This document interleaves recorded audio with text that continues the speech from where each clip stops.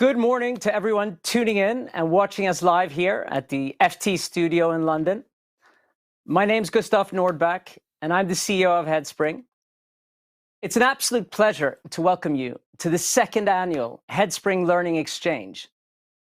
So in the coming few hours, we're going to be hearing from some really inspiring individuals, HR and learning and development leaders, journalists, thought leaders, who've all joined us today to discuss and explore some of the key topics that organizations and their leaders face today, and specifically look at how purpose and responsible leadership can help organizations power positive change. The world is looking different, and we're now operating in a rapidly changing world, where climate change presents a threat to our very existence. The advancement of AI and data capabilities means the power to make decisions and act upon them is shared between man and machine. On top of that, we're still facing the difficulties of emerging from the COVID-19 pandemic, which, amongst many things, has brought to light an imperative for a more human, inclusive, and flexible work culture. Preparing organizations and their leaders for these massive challenges becomes more important than ever. And for us who work in learning and development, we not only have a big opportunity, but an important responsibility towards society to make our best effort to help organizations develop their leaders and drive the necessary positive change. This new world order requires a different playbook for leaders, a leadership philosophy that's both purposeful and responsible. We need a culture that's brought to life by strong values, where people of all walks and backgrounds are positively included, and where we serve not one, but multiple stakeholders.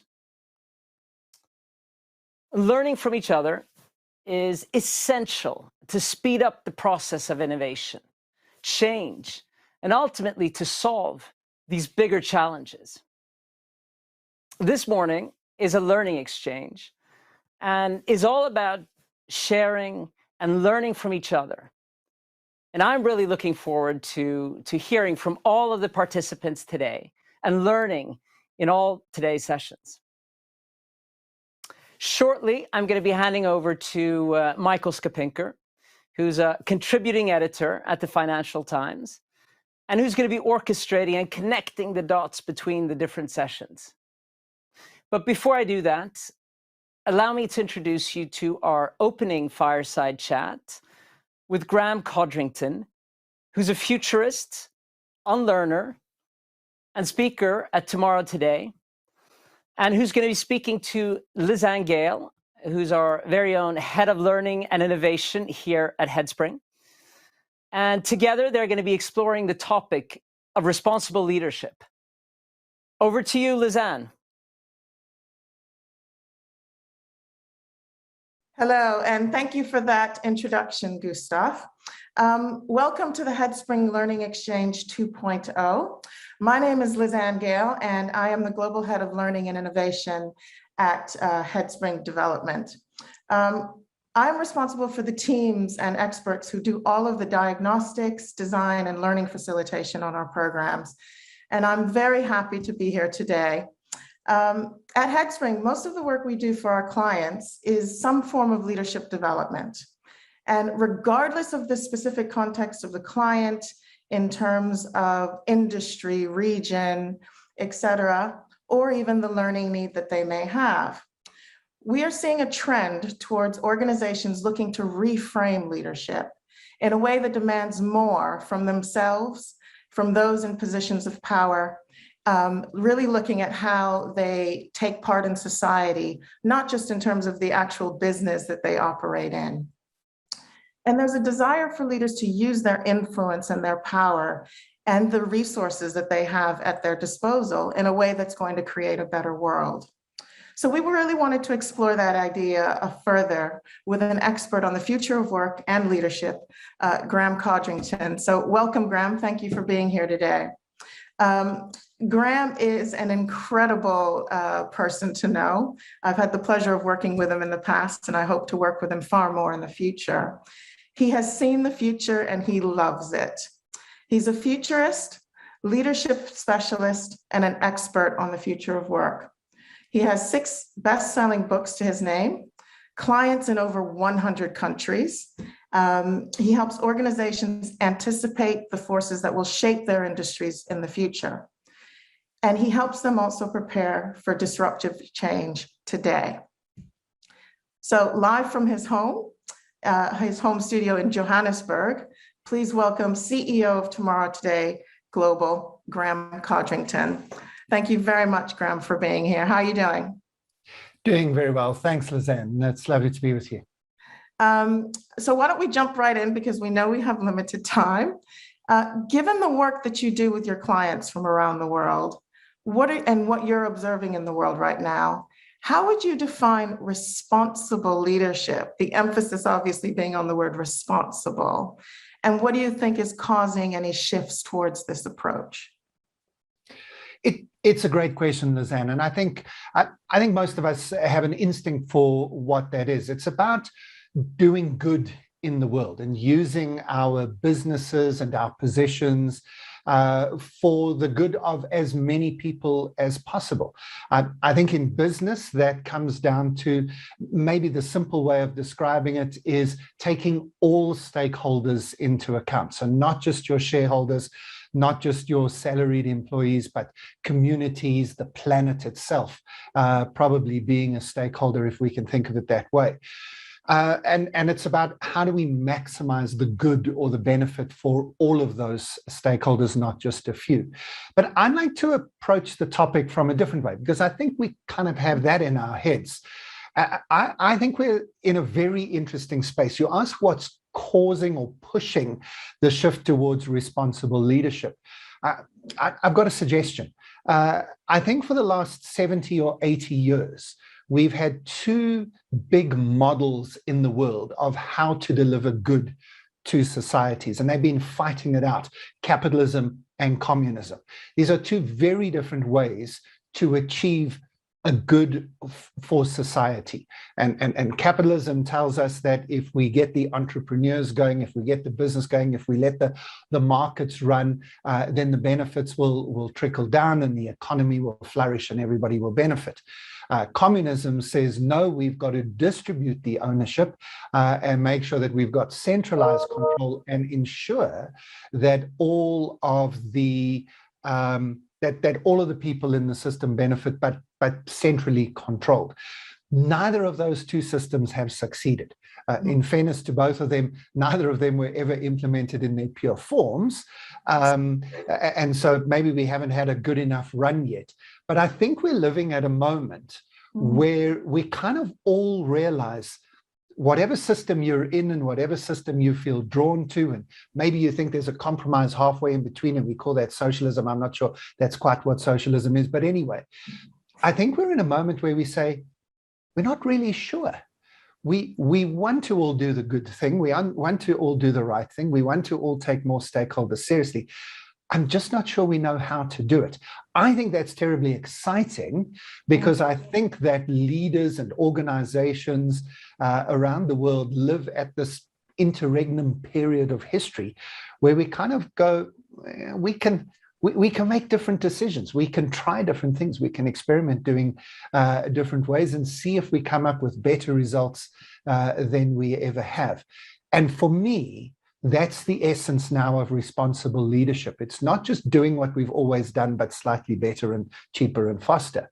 It's actually taking a moment to try and work out what the good thing is, or the good things are that can be done by different organizations, different structures in different places. So a long answer to a nice opening question, but that's kind of the approach I bring. It's a lot bigger than just trying to find slightly better ways to do business. I think there's a moment in history waiting for us to step into. And what I take away from what you've just said there is something around the uncertainty of this type of leadership, because given that these two big forms of organizing the world haven't worked, there is no right answer, and that leaders have to hold a space there where they're comfortable with that. And so just delving a little bit deeper into that, what would you say are the critical practices of responsible leadership? Day in, day out, what do these leaders have to do, which is different from the old way of showing up as a leader? Possibly three things jump to mind. The first is, I think we've got to think longer term. A focus on quarterly profits, especially out of the United States. It's just, I think it's killing us. It's killing our businesses. We've got to find a way to get our shareholders, to get our stakeholders to work with us to think longer term in terms of the consequences of our decision making. I think we have to, secondly, engage all of those stakeholders. I think we've got to talk more to the communities that are influenced by what we do. And thirdly, and that's related, I think we've got to aim to be more inclusive, distribute decision-making a little bit more, distribute authority maybe a little bit more. It's very interesting that even the most capitalistic of organizations tend to choose a reasonably authoritarian and hierarchical leadership structure in order to get things done. And somewhere the future is, I think, in distributing some of that decision-making a little bit more. I think the organizations that are showing they're responsible are at least doing those three things and a lot more besides. Yeah. So if we go to the first point, just to understand a little bit more, what kind of horizons do you think would make more sense for organizations? Lizanne, it really depends on the industry, right? In the work that I do as a futurist, sadly, I don't have a crystal ball, so I'm not predicting anything, but I'm looking for patterns. And the way I describe what I do is, for a client, you've got a planning horizon. Now, this will be different depending on which industry you're in. Some of my clients are in aerospace and nuclear power, and they might have a 10-15 year lead time. Others are app developers where a 10-15 week lead time would be a luxury. And so what I think a long-term means is you've got to look beyond your current planning cycle. So I talk about looking at what happens after what comes next. So it'll be different in different industries, but I think it's just about looking beyond where your current planning cycle takes you to. Okay, that makes sense. I know that you're one of these people who you don't just talk the talk, you actually walk the walk. So I'd like to know from your perspective, how does this concept of responsible leadership show up for you and what you do? I think in our team at Tomorrow Today, there would be a number of ways that would happen. I think we do try and think of our impact on the planet. As you said, I've got clients in over 100 countries.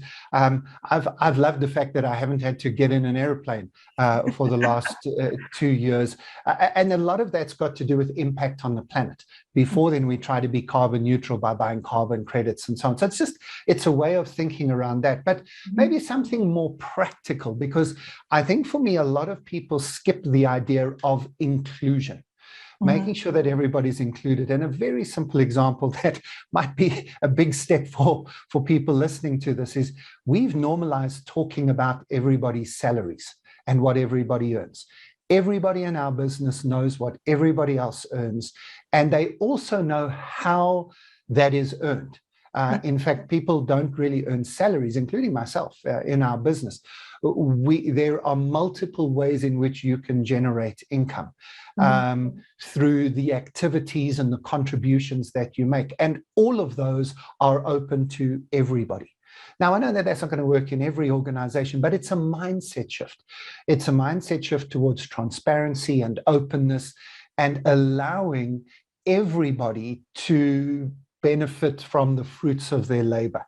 And again, if to the capitalistic audience here, that's sounding a little bit like communism, well, so be it. We're experimenting. We're trying to come up with stuff that changes how we engage. So normalize talking about salaries.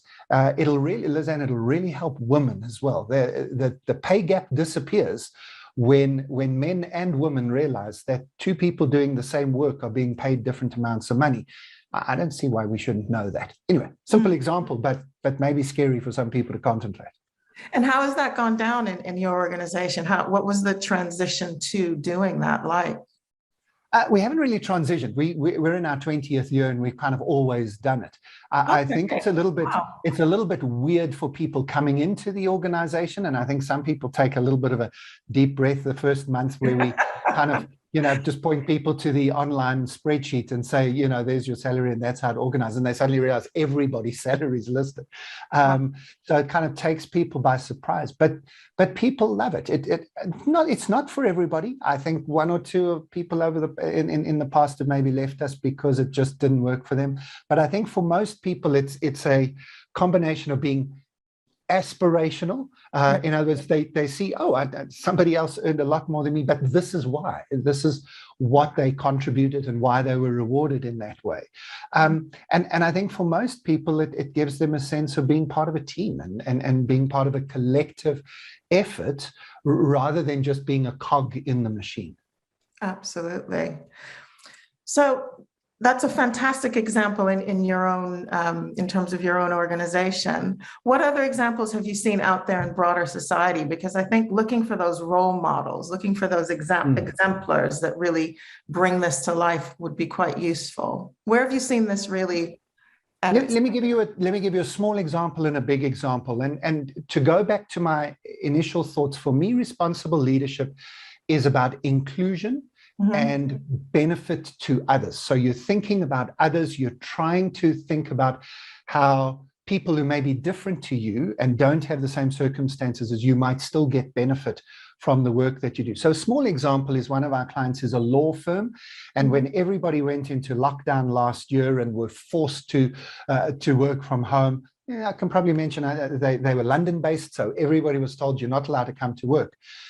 They realized that there were a number of women who sadly is a tough story to hear, a number of women who were facing abusive situations in their home lives because now they had a partner or somebody else at home. They didn't have a home set up in which they could feel safe.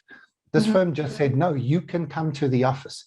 It feels like a small story. I think it's a huge story of responsible leadership. It's about a leadership thinking beyond the structures, beyond, even in this case, beyond the regulations, as it may happen, to just say, how do we do the best for our community? Small example, but maybe a big one.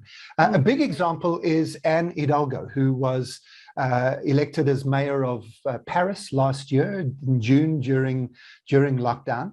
And she announced that the Paris Olympics in 2024 will be plastic free. And what she did was she used the COVID mindset. She said, hey, here in Paris, we've been able to change people's behaviors, implement by regulation big changes.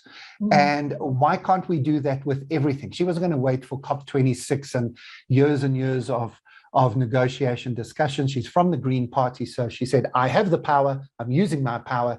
Thank you very much. Whole lot of my clients are impacted from the likes of Nestle, Coca-Cola, Kraft Heinz, and that too. I'll say they freaked out for a few hours and kind of, whoa, how do we get plastic free by 2024? And then, of course, realized, no, it's possible. We can do this.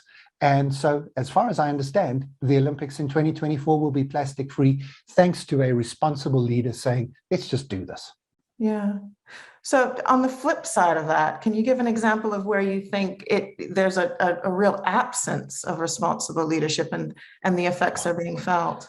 I think we've seen that all over the place with managers who felt the need to micromanage people working from home. I mean, from the most horrific stories of people putting keystroke counts on their employees' laptops to make sure that they were working. But I think a lot of managers have to acknowledge to themselves that they struggled during lockdown because they really didn't trust their employees, and their focus was more on productivity rather than wellness. And I think that most of our employees Yeah, I think they showed up, a lot of managers, because we thought they might be lazy at home. I think they've worked harder than they should have. And again, if we can look forward, responsible leadership in 2022, 2023 will take employee wellness as seriously, if not more seriously, than employee productivity and efficiency. That's interesting. For those leaders who want to really put this into practice and do more of, right, and find ways to develop themselves in this space, what are some of the risks that they might want to be aware of in doing this work? Look, the biggest risk is you get fired because the shareholders don't like the fact that the profit isn't increasing as much as it could have. Because if you're going to do this, you're probably going to have a dip in profitability initially, because you've got to take your foot off that productivity efficiency pedal in order to set up systems and structures. I think that is mitigated by longer term. In the rest of the 2020s and 30s, people are going to reward you for being responsible organizations. But you're going to have to take your shareholders with you in the short term. I think that's the biggest danger for a leader or a leadership team right now. Yeah. So then where would you suggest that leaders start? We're going to wrap this up now. For those who are... It's exactly that, Lizanne, is you've got to sell the vision, right? You've got to talk about it. You've got to make responsibility or responsible leadership visible. You can't just bring it in by sneak attack to your leadership team. You've actually got to sell it. Sell the vision, build a guiding coalition of your leadership, take it to your shareholders and sell it to them. And the danger is that because you can't do it perfectly everywhere, you think, well, it's not even worth doing anything. So if you want to, if this is something that kind of sparks with you, just start somewhere and bring it in, but talk about it and sell the vision. Yeah. And I think that is a good place to wrap up. Thank you so much, Graham. Any final thoughts before we hand it back to Central? I just think that if people really do sit back and think about this, they will know how important it is. That you can probably survive the next few years by just pushing productivity and pushing profitability. But I think you know already that you won't keep your staff, that your clients will choose other companies that are responsible. You've got a hashtag brigade coming after you if you don't. And this is the right thing to do. So why do you want to be the leader who doesn't do it and history remembers you as not doing it, rather than being the leader who does do it and history remembers you as maybe changing the course of your organization and industry? Do it. Yes, I think that's a great place to stop. Just do it. I know that's going to bring to mind a famous corporation out there, but I love that as a way to end. So thank you very much, Graham, for your time and for sparking some ideas about how to be more responsible in one's leadership. And really appreciate your time today. Thank you.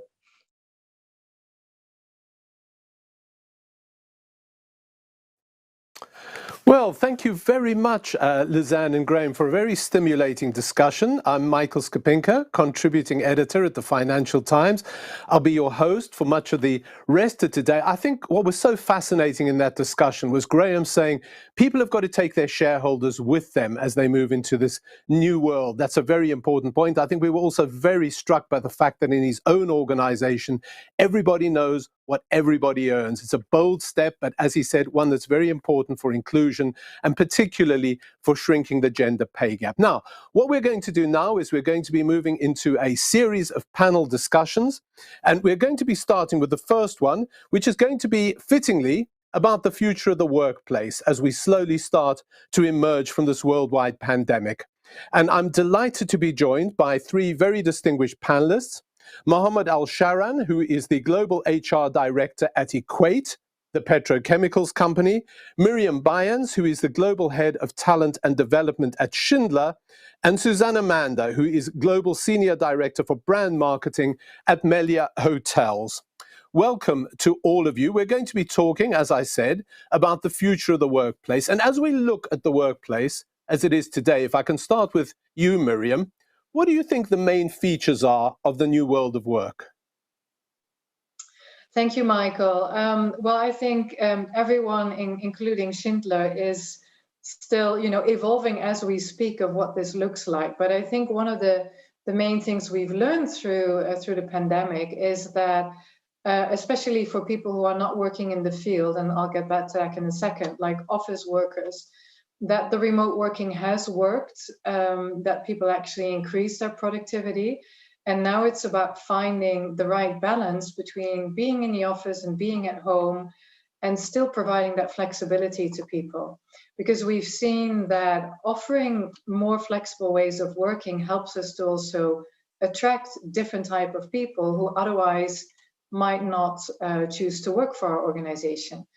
Now, what we have to bear in mind, and this is similar to the situation that Mohammed is facing in his organization, is we have 30,000 people who work in the field. So they have to be on site to either install elevators or repair escalators, elevators, or maintenance.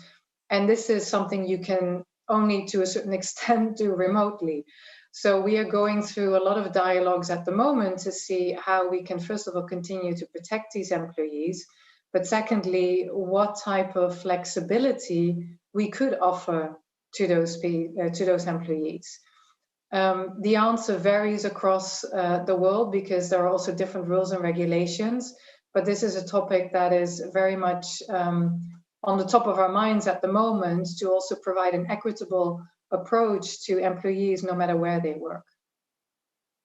Well, thank you very much, Miriam. And as you said, both you and Mohammed, and I guess to some extent also Susanna, well, certainly as well Susanna in the hotel industry, you both have industries, you both have companies where some people can work remotely, some people can't. And that's something I'd like to come on to. But before we do, Mohammed, if we can just talk about something, I'd just like to pick up something that Graham Codrington said in the previous session, where he said, don't worry about productivity for the moment. You've got to take your foot off the pedal for a bit. Tell me what you think has happened to productivity, because yours is an industry that we very much depended on during this pandemic. Yeah, so productivity actually, of course, we had people working in the plants. Those were actually still asked to go to work. However, they were working at minimum staffing levels, meaning the minimum required to run a safe operation, to make sure that we have our products being delivered, of course, with all the precautions, the safe distancing. And of course, it's an open area, it's a big area, so this was not a concern. So productivity, in a sense, of the people who had to come was there, but also the productivity of the people who had to work from home. People do very well in a crisis management situation. So when the company and the world is facing a crisis, and this is something known, like in the US, the best thing that, for a president in an election is when there is some kind of a crisis or a war. So even in companies, when you have a crisis, people tend to step up, and this certainly happened in my organization, and I believe organizations across the world, where we had people stepping up, working very hard, a long time. Of course, we had, and I think as most companies do, a good IT system. Of course, everybody has laptops or even smartphones with all the tools that we know about, the virtual working tools were already set up. With that being available, I think the productivity was there, and the worst you can say about it, at least, is that it did not decrease, but definitely I think in most cases it did increase.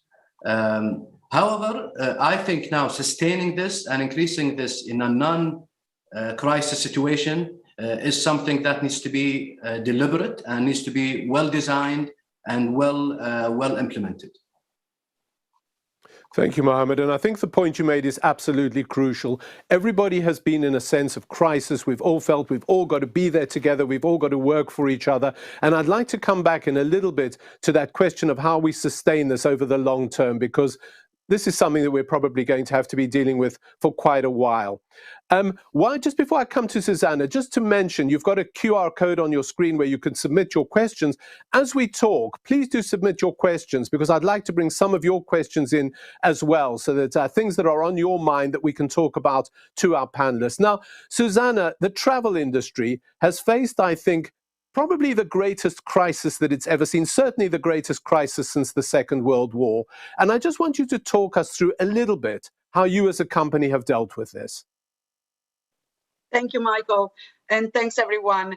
Well, for sure, and now we can talk about it in a more serene way. But we went through a very, very hard time.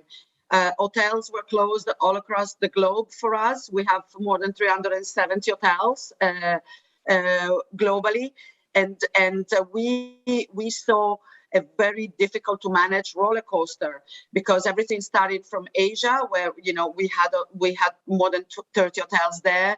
So our Asian colleagues started started with the circle of locking down and then go back, and then domino effect across the world. So we had a lot of experience with them, because of course we took all the best practice on how they manage the situation in the pandemic. But what happened, the change affected, as Mohammed was saying and Miriam was saying, that we had teams that before had to go to the hotels to work. So the hotel teams plus the corporate teams had to stay locked down for a while. What we did, we actually had done some changes prior to the pandemic, which was trying to promote and push creativity, connection, and social interaction for better performance with open spaces offices. So this is kind of the big changes. So the big open spaces, now that we go and talk about remote working, have changed so much, because before, we were all attached to each other, very close to each other, and now we unfortunately have to be a little bit more distant, no? But what we did, we kind of, on one side, all the hotel operation teams were able to participate in many hours of training on our learning platform, which I thought was one of the biggest benefits of this pandemic situation, was that there was time available for training, which I think it's one of the time that usually gets cut back when the situation is moving fast in business overall. So training with Emalia, our platform for all the hotel teams plus the corporate teams, and then the hotel teams starting to slowly go back. But the corporate teams, where we have our headquarters where I am based. I'm sitting in Palma de Mallorca, Michael. That I know that it's a very appealing destination for all of you, so you're very well invited to come and visit. But in Palma de Mallorca, our headquarters used to host almost 700 employees and associates. So we have to kind of reinvent the way we go back to the office. And when we came back from the pandemic, the hotels opened at full speed in the destination that had business, while the corporate office, we kept a 50-50 hybrid model with 5 days at the office and 5 days working from home, as we are so many, and we had to split in shifts in shifts anyway. So that's how we managed. But we also created an opportunity when the hotels started to open, to kind of give new travelers that it was mostly local, because home working presented a lot of challenges in terms of how, some profiles couldn't find a proper privacy and proper tranquility to work from home. So we created a program that allows you to rent a room at the hotel for the day and using the facility. I'd like to come. We'll come back to that, Susanna, because I want to talk about the future of travel. So thank you for that. But just, Miriam, just to pick up Susanna's point about some people coming back into the office, some people not coming back to the office. As Susanna said, she's sitting in Palma de Mallorca, and I've got very fond memories before lockdown of actually being in Palma in the winter sunshine to deliver a training program at Emilia. But let's talk about, Schindler, you know about offices. You know what's happening in offices. You see what's happening in offices. Tell us what you think the office is looking like now. I am sitting in FT headquarters in London, but mostly people are doing a mixture of working from home and coming into the office. What is the future of the office? What is the future of office working in your view? Yeah, we see a difference across countries, because what you see in Schindler is that the setup is quite decentralized. So the countries run a lot of things also locally. Of course, we have clear guidance from a group point of view. But this is where you see quite a difference, that some countries are more advanced and are actually rethinking how much office space they need, because they truly believe and support this flexible model. In some countries, you see that we go a bit slower. We have a lot of offices which are open plan offices. So like the big open spaces. And this is where we have to really assess how comfortable do people feel to come back. So you see that already measures have been taken by, changing the setup or using the large office spaces more as meeting spaces, but it varies considerably across the globe in that sense. And I also think that is right, because the pandemic is in various stages and there is not the one size fits all. However, this will continue to be evolving. And honestly, based on a lot of the research we've done, and also what I hear from other organizations and peers, is that the office becomes more and more a place where you socialize, where you meet, where you connect. And a lot of the actual meetings can still take place virtually, especially when you work in global teams or in, I hear a voice in the background. No, we're I don't fine. think you were saying so. Okay, good. You have then a different setup, because if you are constantly in virtual meetings, what's the point of doing that from the office if you can't even leave your desk to meet a colleague? So those are the different models that we're looking at. But certainly we're not expanding office space. It would actually be, the other way around.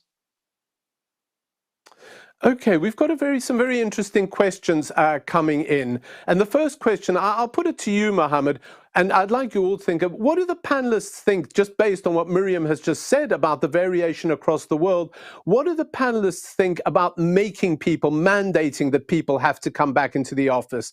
What is your view on this, Mohammed? I'd be interested to know what you're doing at Equate, but in general, you're somebody who surveys leadership. I wonder what you think this should be. What should companies be doing?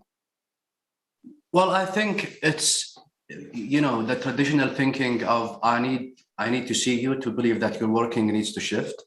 And the fact that, hybrid work or remote work is a new reality that if a company doesn't embrace early on, it will be late to the game. And this is something where you need to embrace a new reality that is coming. Now, having said that, of course, different jobs or different roles have different requirements, and maybe we could talk about later about how someone can evaluate a specific job, whether this job has to be physical, like something related to machinery or maintenance, or some jobs where they can be hybrid or even fully remote.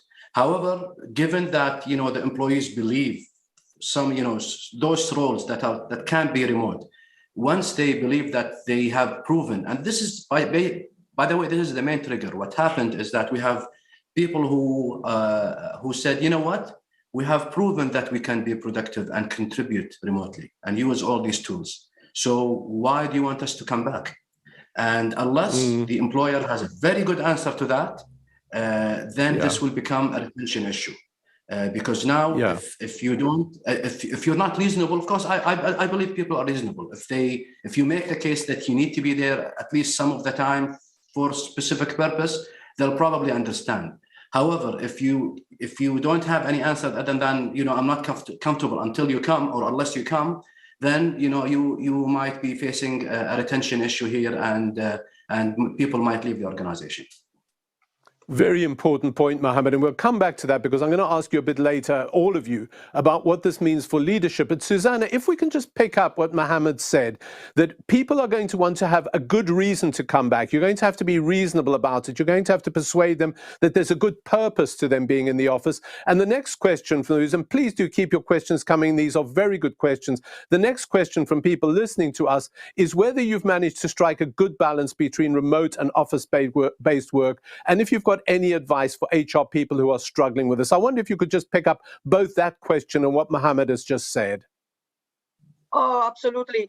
Well, first of all, I have to say that the hybrid model that we're talking about, smart working and presential attendance at the office is a challenge.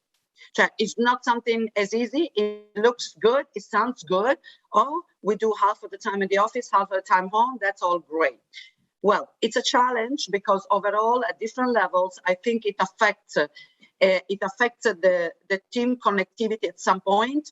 I'm not saying that it's not valid, but I think we need to look seriously at how leadership comes and gets involved in the process, and also how you measure, to Mohammed's point, performance.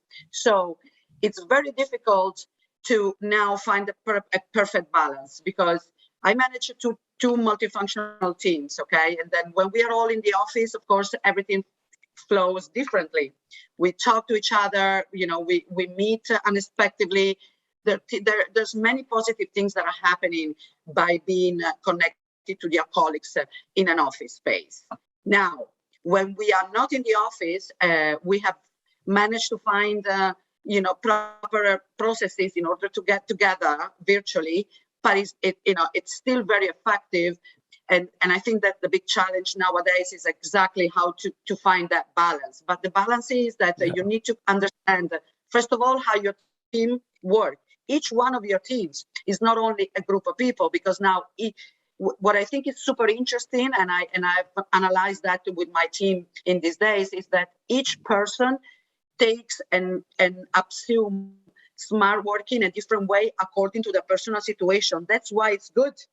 So it's so personalized that it's very different to find something common to everybody. So that's, I think, the big challenge of company nowadays is how do I manage performance, manage my leadership when I see the team 5 days yes and 5 days no, for example, in our case. But I think, I'm going to give my 2 cents here, for this question is, first of all, we have to run away from micromanagement. That's a no for this type of hybrid situation.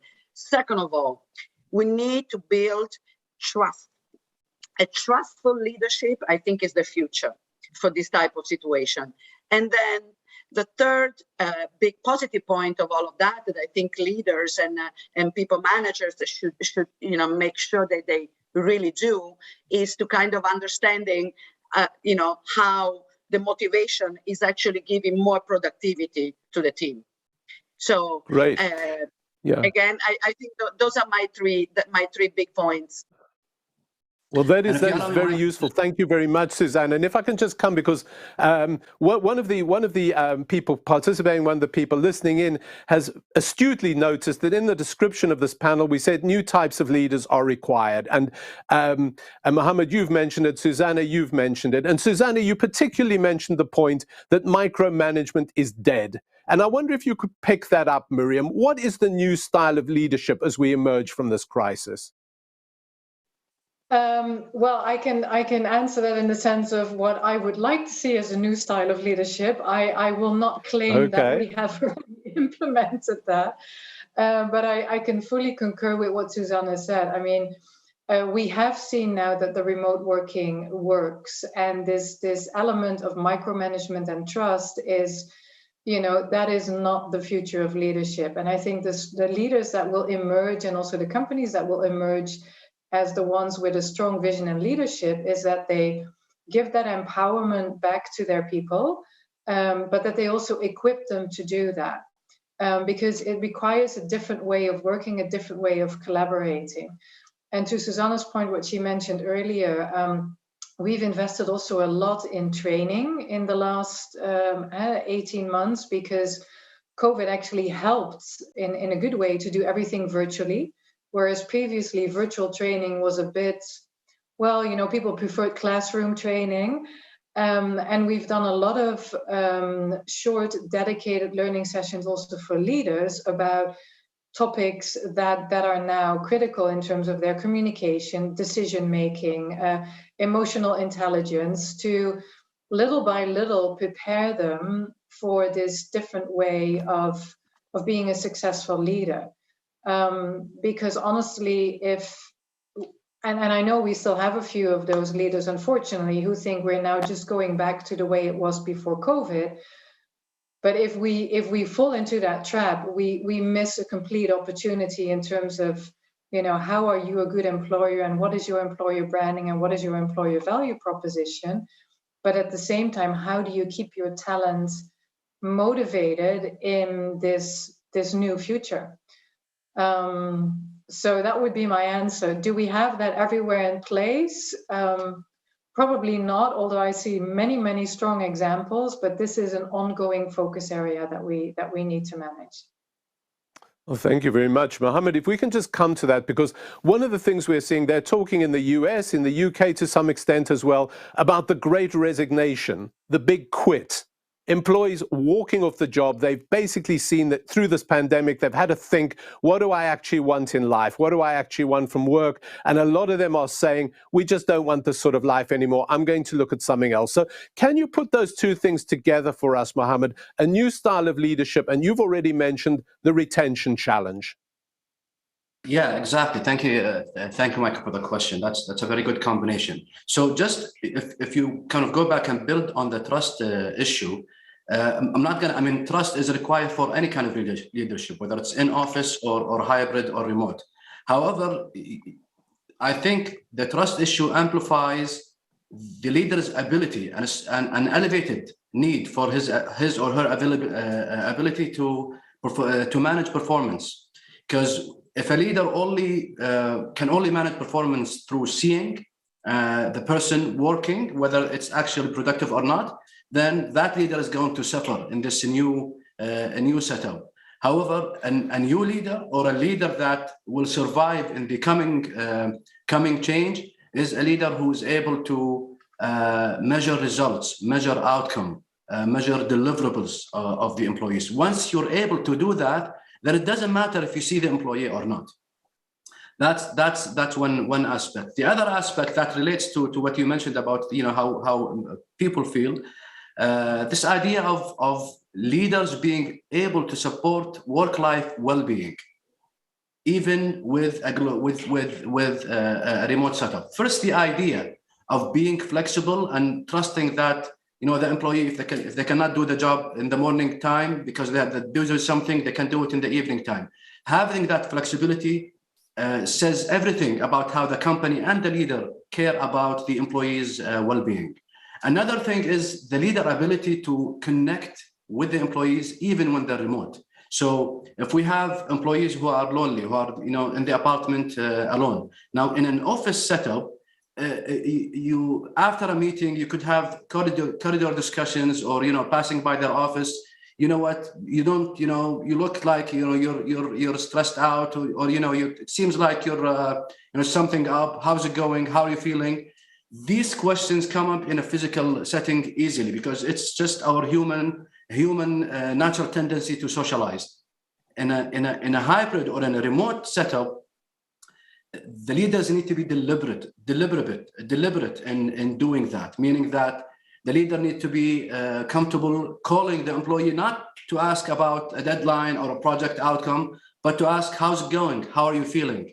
Because they're probably some of them alone in an apartment. So that unless we have that, then we have this exodus, or we have this retention issue, because people don't feel like they're being treated as a whole being, someone who has work life, but also they have social life, interests, hobbies, things that they'd like to pursue as well. So I think the companies that will succeed in the future are companies who are able to strike this balance where, yes, they will have their productivity and the outcomes and the customer deliverables. However, they do it in a way that will accommodate the needs and the well-being of their employees and the flexibility that goes along with that. Then thank you, Mohammed. That is a big challenge, isn't it? Because you're saying two things. You're saying, first of all, you need to start, managers have got to do what the best managers always did, really, which is measure people by their output and their results rather than their input and how much time they're spending in the office. But secondly, to keep a far closer eye on how people are and how they're doing. Of course, some people in the office manage to hide their problems as well. So that's a big challenge too. I'd just like to come to a question that somebody's asked about something that was said in the last session. Graham Codrington, when he was talking to Lizanne Gale, said that in his company, everybody knows what everybody earns. And one of the people watching us today has asked the question, the flip side of making the salaries clear is you also have to make clear who is contributing what, how much is each person contributing. I'd just like to go around to each of you to ask you, first of all, in this new world of work, this new world of trust, as you all said, are you going to start telling your people or start announcing this is how much we all earn and this is how much we're all contributing? Susanna, what do you think about this idea? Is this something your company does or would ever think of doing? Well, I have to be honest, I'm a little bit surprised because we just had a little bit of a situation with one associate that told everybody about a raise in salary and created a huge problems within the department. So I am not a fan. This is my personal point of view. I'm not a fan of create transparency on salaries. I think that's a very, very, very delicate issue. And I understand the reason why. I said, okay, we all earn the same or we all earn this, and we need to understand which output comes from each one of us. I think it's a little bit too operational, less human. I think the profiles, associate profiles need to be rewarded accordingly to their objective, their functions and their roles. So we don't have that in Maliotas International. Actually, we try to avoid the transparency on this. And when it doesn't happen, because sometimes associates are talking, it doesn't really create a good atmosphere because there's always some historical situation that doesn't match with the reality. So we never start from scratch after the pandemic, Michael. You follow what I'm saying? So I believe absolutely, but, yeah. But on I think many people will identify with that. Yeah, I'm sure. So yeah. And actually, associates that came back from furloughing and had 50% of the salary. Why is coming back? I'm not coming back. It has been very, very delicate and very difficult on the human side to manage the comeback of the teams that were furloughed, during the pandemic, and that's a part. I think the human part, as Mohammed was saying, it's really key to keep people, motivated. The output, I think it's super important, and I want to put back another challenge on the table, and is how do we manage performance in this hybrid model? How do you really check the output of your teams and of your associates when you don't see them all the time? It depends on the area. So in my area, for example, which is strategic marketing and operational marketing at the hotels, we kind of have to show the plans. I mean, the output is very easy. It's the plan of work for the year. So following up properly, and again, personalizing a little bit according to the profile of the associates, it's what new leaders should do, and how we manage output as well. Great, thank you. Just before, I don't want to drop this question of salary transparency just yet, Miriam, because one of the things that Graham said is keeping salaries hidden, not telling people how much they earn, is one of the ways in which the gender pay gap has grown. That women, for example, have not known how much men doing the same job were doing. What do you think about salary transparency? Yeah, it's interesting because this topic is something we actually discussed also last week, so very recently in the Schindler management team. And there are two aspects to answer your second element of equitable pay between gender. Is we have been running a global survey to assess if there are differences between the way women are paid versus men. And fortunately, that is there are no major issues in Schindler. So in that sense, the pay is is equitable. There is no gender gap, which is already very positive. However, we had then a follow-up discussion to say, should we give transparency about people's grades? So that is not the exact salary, but at least you understand in which pay band you are, so you understand, okay, what is the range? And a decision was made not to give transparency about grades, because the concern is that it raises expectations and people start comparing. Now, from my own personal experience, but this is me talking based on my experience in the past when I worked at a very large IT company, everyone knew their grade. So you knew at least the range where you were at. It was not that I knew the salary of my colleagues, but me, myself, I was aware what my grade was and where I was on the pay band. And honestly, I never saw any issues with that, and we never had any issues. Of course, it requires strong leadership, because as a manager, you have to manage expectations and also explain why someone is on this grade and maybe a colleague is on a higher grade because they have more experience. But there was full transparency in this very large organization, and I don't think there were any issues. It was not to the level that everyone could see everyone's salary, but at least you knew what is your grade and where you are. In Schindler, we've taken deliberately the approach, like, we don't give transparency for obviously good reasons. I've seen it personally also work if you give transparency. So there are pros and cons of both ways. Okay, thank you very much. I'd like to come on to the next question, and if I could put it to you, Mohammed, because you've already mentioned some of this. Somebody has asked, how are you dealing with negativity from employees who ask to come back into the office for culture building reasons, who really want to work from home? And I wonder if you've experienced any of that negativity. Well, I mean, we haven't experienced it yet because, well, in Kuwait, we are back to work, and we haven't really, I mean, in the Gulf here or in the Middle East, it's not yet a big thing. Now, when it comes to Canada and the US, we have, we have our locations in Canada and the US plants. Now, the plant people have never stopped working, so that's not, that's not something that they have to be there to operate the plants. So that's not an issue. Now, the people on the office are still working from home because, we're still in a pandemic situation over there.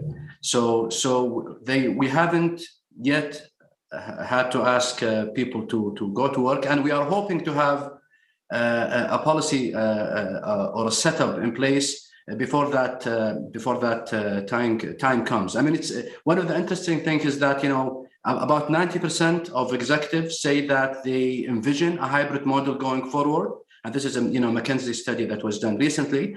And most of these companies have at best a high-level plan of how to carry it out, but very few, or maybe none, have completely rolled out a strategy or a detailed plan. So it's a situation where most companies are waiting to see how this plays out. Now, when it comes to our offices in Asia, for example, in Hong Kong, it's actually people are not as eager to work from home or work remotely, because typically have small houses, small apartments, where people welcome actually going out and going to more open areas and more spacious areas. So we don't see this negativity in our Asian offices, but we expect it in North America, but it hasn't happened yet. Okay, very interesting. We've got about 5 minutes left, and Susanna, I promised we could come back to this because I think it's an issue everybody's very interested in, and that is the future of business travel. I used to travel a huge amount. I felt a bit guilty about my carbon emissions, but it seemed that it was necessary. What we've discovered during this pandemic is we can do a lot more things remotely. Tell us a little bit, Susanna, about what you're seeing on the travel front, both leisure and business, but particularly business travel, and perhaps the way in which people are combining them. And also, what does the hotel room of the future look like? Oh, wow. Well, Michael, definitely business travel. It's something that concerns all of us because as leaders in our different areas, we need to travel and we need to move around. So It's obvious that smart working and hybrid models and be able to be flexible from the where you work from has given different opportunities to the travel industry.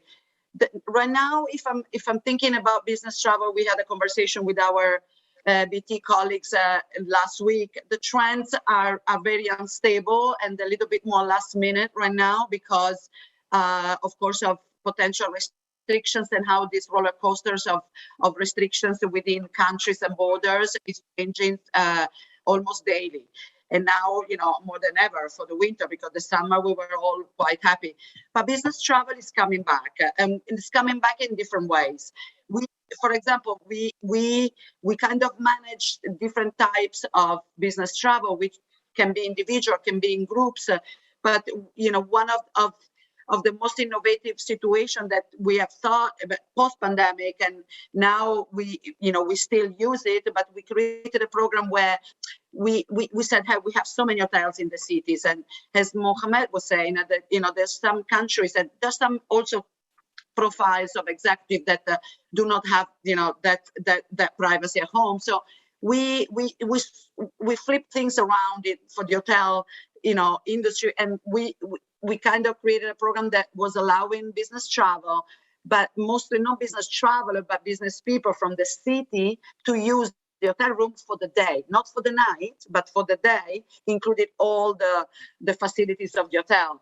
So that would give privacy for video calls, for important moments, for project management, and also having the opportunity of having colleagues from the office meeting you at the restaurant. We were giving special discounts for the spa. It was a kind of a pleasure situation. We play a lot on pleasure in the sense that you travel for business, but you also enjoy leisure. But so again, bleisure, as we call it, yeah. Exactly, bleisure, which is a combination of the two. At the end, the long gone the days where business travel was boring and was really, I'm going to the hotel bar, and no, it's like, oh my God, the hotel will give you all the information, travel guides to discover the city when you finish working. So at the end, I think that the flexibility at work will give everybody a new way of moving around and being able for working from everywhere. One of my associates is going next week to Stockholm, to see her family, and she's working from there, and I have no problem at all. In the sense of that, I know her capabilities, and so I think that that's the whole world is more fluid, and everybody knows that I can connect from an airport, I can connect from home, I can connect from the office, or I can connect from the street, really. As long as I have a privacy, and as long as I have an environment that allows me to do that. So it's a kind of pop-up office that you're offering, really. If I can just quickly, because we've just got 2 minutes left. If I could just come to you, Suzanne, and you, Mohammed, just for a very quick answer. Right at the height of the pandemic, Bill Gates said he thought only 50% of business travel would come back after the pandemic. I'd just be very interested to very quickly hear from you. What is your guess of the percentage that will come back? Miriam, what do you think? We actually still have a global travel freeze until the end of Q1 next year, and we will definitely not get back to the previous level. So I think it will even be less than 50%. Wow. And what do you think, Mohammed? Well, I think, of course, it will be. Actually, it's funny you mentioned that because, of course, with this discussion of hybrid and remote work, you have those people who are, of course, against it. And the argument they're making is, look, I want to tell those people who think that they can do everything remotely, and then suddenly they say, I want to go travel and meet a customer. I want to tell them, how is it that you can meet your colleagues remotely, you think that, and then suddenly for the customer, you have to travel. So definitely, I do see a reduction now that people are more comfortable with what we're doing right now. Actually, this meeting would have probably been physical in some hotel, Malaysia maybe, if it wasn't for the pandemic. So I do see a reduction, but of course, what percentage is difficult to tell. One thing that I would hate to end this discussion without mentioning is D&I. D&I is going to be also an issue around this. If for example, we have more women working remotely or hybrid than men, then is this going to disadvantage them? Is this going to put them in a situation where they're out of sight and considered less for promotions? It's a big topic. I'm not going to get into it, but it's a thought that I think needs to be put out there. I think it's absolutely a thought that needs to be put out there. We've come almost to the end, and I think the real lesson I'm taking from this is going to be very challenging. And I think the managers, and what we've seen from all three of you, the leaders who are going to come out best from this are those who really know how to inspire people to get results rather than stand over them and constantly watch what they're doing. We're going to be picking up some of these topics that have come up. As Mohammed said, the D&I issue is a very important one, diversity and inclusion. Thank you very much to all of our panelists, to Miriam, Mohammed, and Susanna. Thank you to all of you for your questions. And this is the first, as I say, of several interesting panels we're going to see today. So thank you very much. We're now going to move on to the next panel, which is going to be looking at the very important issue of sustainability. And to chair this panel is my colleague and friend, Pelita Clark. Pelita is an associate editor and business columnist on the Financial Times. Her column, which appears on Sunday, Monday, about the future of work, is something I'm sure that many of you read. But she's also, I would say, the FT's real expert on the relationship between business and the environment and the question of sustainability. So, Pelita, I'd like to hand over to you now to introduce your panel to talk about sustainability.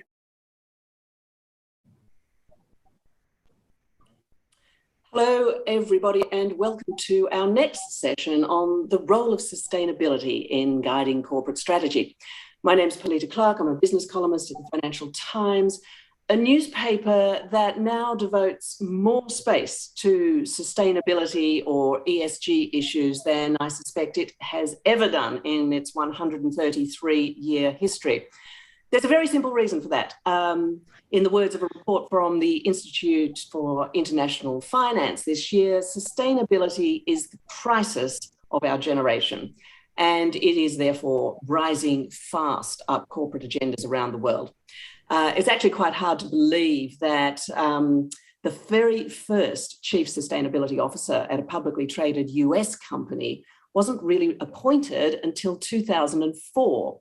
And even 10 years ago, there were only 29 chief sustainability officers at a Fortune 500 company. But by last year, interestingly, that number had more than tripled. In fact, Fortune 500 companies hired more first-time chief sustainability officers in 2020 than in the previous 3 years combined. And those numbers are very widely expected to grow as the strategic influence of sustainability officers and their teams grows within organizations. So to look at what this means for both ESG professionals themselves and for the human resources departments that support them, I'm very pleased to be joined today by an extremely experienced panel of speakers. We have Isla Bajwa, who's the head of sustainability and impact at DP World. Peter Bragg is the sustainability and government affairs director for EMEA at Canon. Jocelyn Phelps is the program director for leadership and organization development at Société Générale Bank in France, or SocGen as it's better known to much of the world. And Jörg Eigendorf is the global head of communications and sustainability at Deutsche Bank. I want to start off by looking briefly, just very briefly, at why we're seeing such a rising interest in sustainability within corporations. And one big factor, of course, is the rising interest from investors who want businesses to demonstrate their understanding of environmental, social, and governance issues. Jörg, I wonder would you agree that rising investor pressure is changing the way that Deutsche Bank has had to deal with ESG issues? And also, are investors more concerned about the E, the S, or the G in ESG? Thank you very much, Pelita. And I think a very, very good question. It's not only the investors, it's all stakeholder groups. And in fact, we felt at first from the next gen in our wealth management business, who told us, hey guys, if we inherited from our parents this portfolio, there's so much dirt in there, can you manage it away for us? And so you get, and this tells the whole story, you get pressure and opportunity almost from all stakeholder groups, from the clients, from your employees who want to be proud to work for us, for the bank, from politics and regulators, and from investors. And I think all of these groups feed each other regularly. So investors have understood by now how important it is to have this in the middle of the agenda. So we moved sustainability in 2019 with our new strategy, Compete to Win, into a management priority. It was one slide in a 40-slide investor presentation, slide 38. We had 4 management priorities, and one of them was sustainability. Since then, we have very opportunistically moved forward in every strategic pillar: sustainable finance, policies and commitments, our own operations and people, and thought leadership and stakeholder engagement. And now we are moving it into the core. So we are effectively working on our sustainability strategy 2.0 because we feel, on the one hand, the pressure, but on the other hand, a huge amount of opportunity, especially for universal global bank like Deutsche, which is an asset originator, and we can originate the assets others want. So it has become core of the business. And with our... what does that actually mean, Jörg? When you say it's moved to the center of the business, what does that mean? How has it changed your job? It has changed my job personally, for example, that I'm now responsible for the so-called key deliverable sustainability to the regulators, to the management. We have a sustainability management board committee chaired by our CEO. I report into the CEO, and I'm his deputy in this management board committee, sustainability. We have a sustainability council which embraces the whole company. Then we have 22 work streams right now, very agile. We are building these work streams, closing them down again when we achieved it. But there are work streams like CO2 footprint, which is becoming really a huge operative task. And what has helped tremendously, having a target. We have this 200 billion target in sustainable financing and investment till we originally said in 2020, it's up to 2025. In 2021, we felt already we will achieve this by 2023. Now, at October 2021, we have already 125 billion in sustainable financing and investment. Okay. So it's moving forward. And it's becoming business. It's really becoming business. Yeah, fantastic insight into how that's changed radically. I just want to quickly go around the screen. And Peter, at Canon, are you finding that investors are the biggest drivers of pressure on ESG, or is it more customers, for example? And again, similar question, what are stakeholders most interested in? Is it environmental, social, governance, or a mix of all three? Hi, Peter. Yeah, I think for us, certainly at an EMEA level, it's customer focused. No doubt, Canon as a global organization, that ESG agenda, it's critical from investors, but we're listed in Japan, so the pressures feel slightly remote from me, in my role. Within the EMEA region, though, as Jörg said, obviously, we've got all our stakeholder groups, employees, and what have you, but customers are definitely driving change, and that's both on B2B and B2C. On the B2B side as well, I could kind of split our customers between public sector organizations and private organizations. Public sector absolutely driving this, and that's with or without legislation in place, and we're seeing that in certain EMEA regions as well. Nordics very big on the social side, other areas pushing us much harder. Spain, for instance, around recycling requirements. Look at private companies as well. Some of our very big customers, they're doing what we're all doing, pushing the agenda down their supply chain as well. So, in a way, the system is working in that it's driving change all the way down. Yeah, that supply chain pressure is very interesting, I think, Peter, isn't it? Because, I presume that, you will get a call or an email one day saying a supplier in a part of the world you've never perhaps even thought about very much before is insisting that, I don't know, Canon printer cartridges have to be completely recyclable in a way that they currently aren't, or something. I mean, it's a huge, I don't mind. Yeah, I can call them out. Yeah, I think we a year or two ago, Tesco's in the UK, here in the UK, put some requirements around packaging on us that we had to respond to, and we were able to do that so that we could continue selling in their stores. What did they want? I can't remember the exact requirement. I think it was around the type of packaging that we were using. Right. So a big group like that, you really can't ignore what they want. Right? Absolutely. Yeah, but it shows the power of, as we can all do as big corporations ourselves, by working with our supply chain to make those changes. That's a great example, I think, of how the role of the sustainability team has really changed, because if that demand weren't there, then the pressure on your team presumably wouldn't be there. Isla, I just wondered quickly, at DP World, are you? I know you've got a different ownership structure to Canada and Deutsche Bank, but how would you describe the sorts of pressures from stakeholders on the business? Yeah, so we definitely take a multi-stakeholder approach to our sustainability strategy. So we look at our complete value chain all the way from investors, because we do raise capital. And so we are getting questions from those larger entities. So we do look at ESG ratings. We are rated from Sustainalytics to MCSI. We are focused on ESG reporting and public disclosure. So we do look at that stakeholder. But then also we are receiving many queries. And I would say that they've maybe doubled in the last year in terms of customers. So our customers and our partners are asking us questions.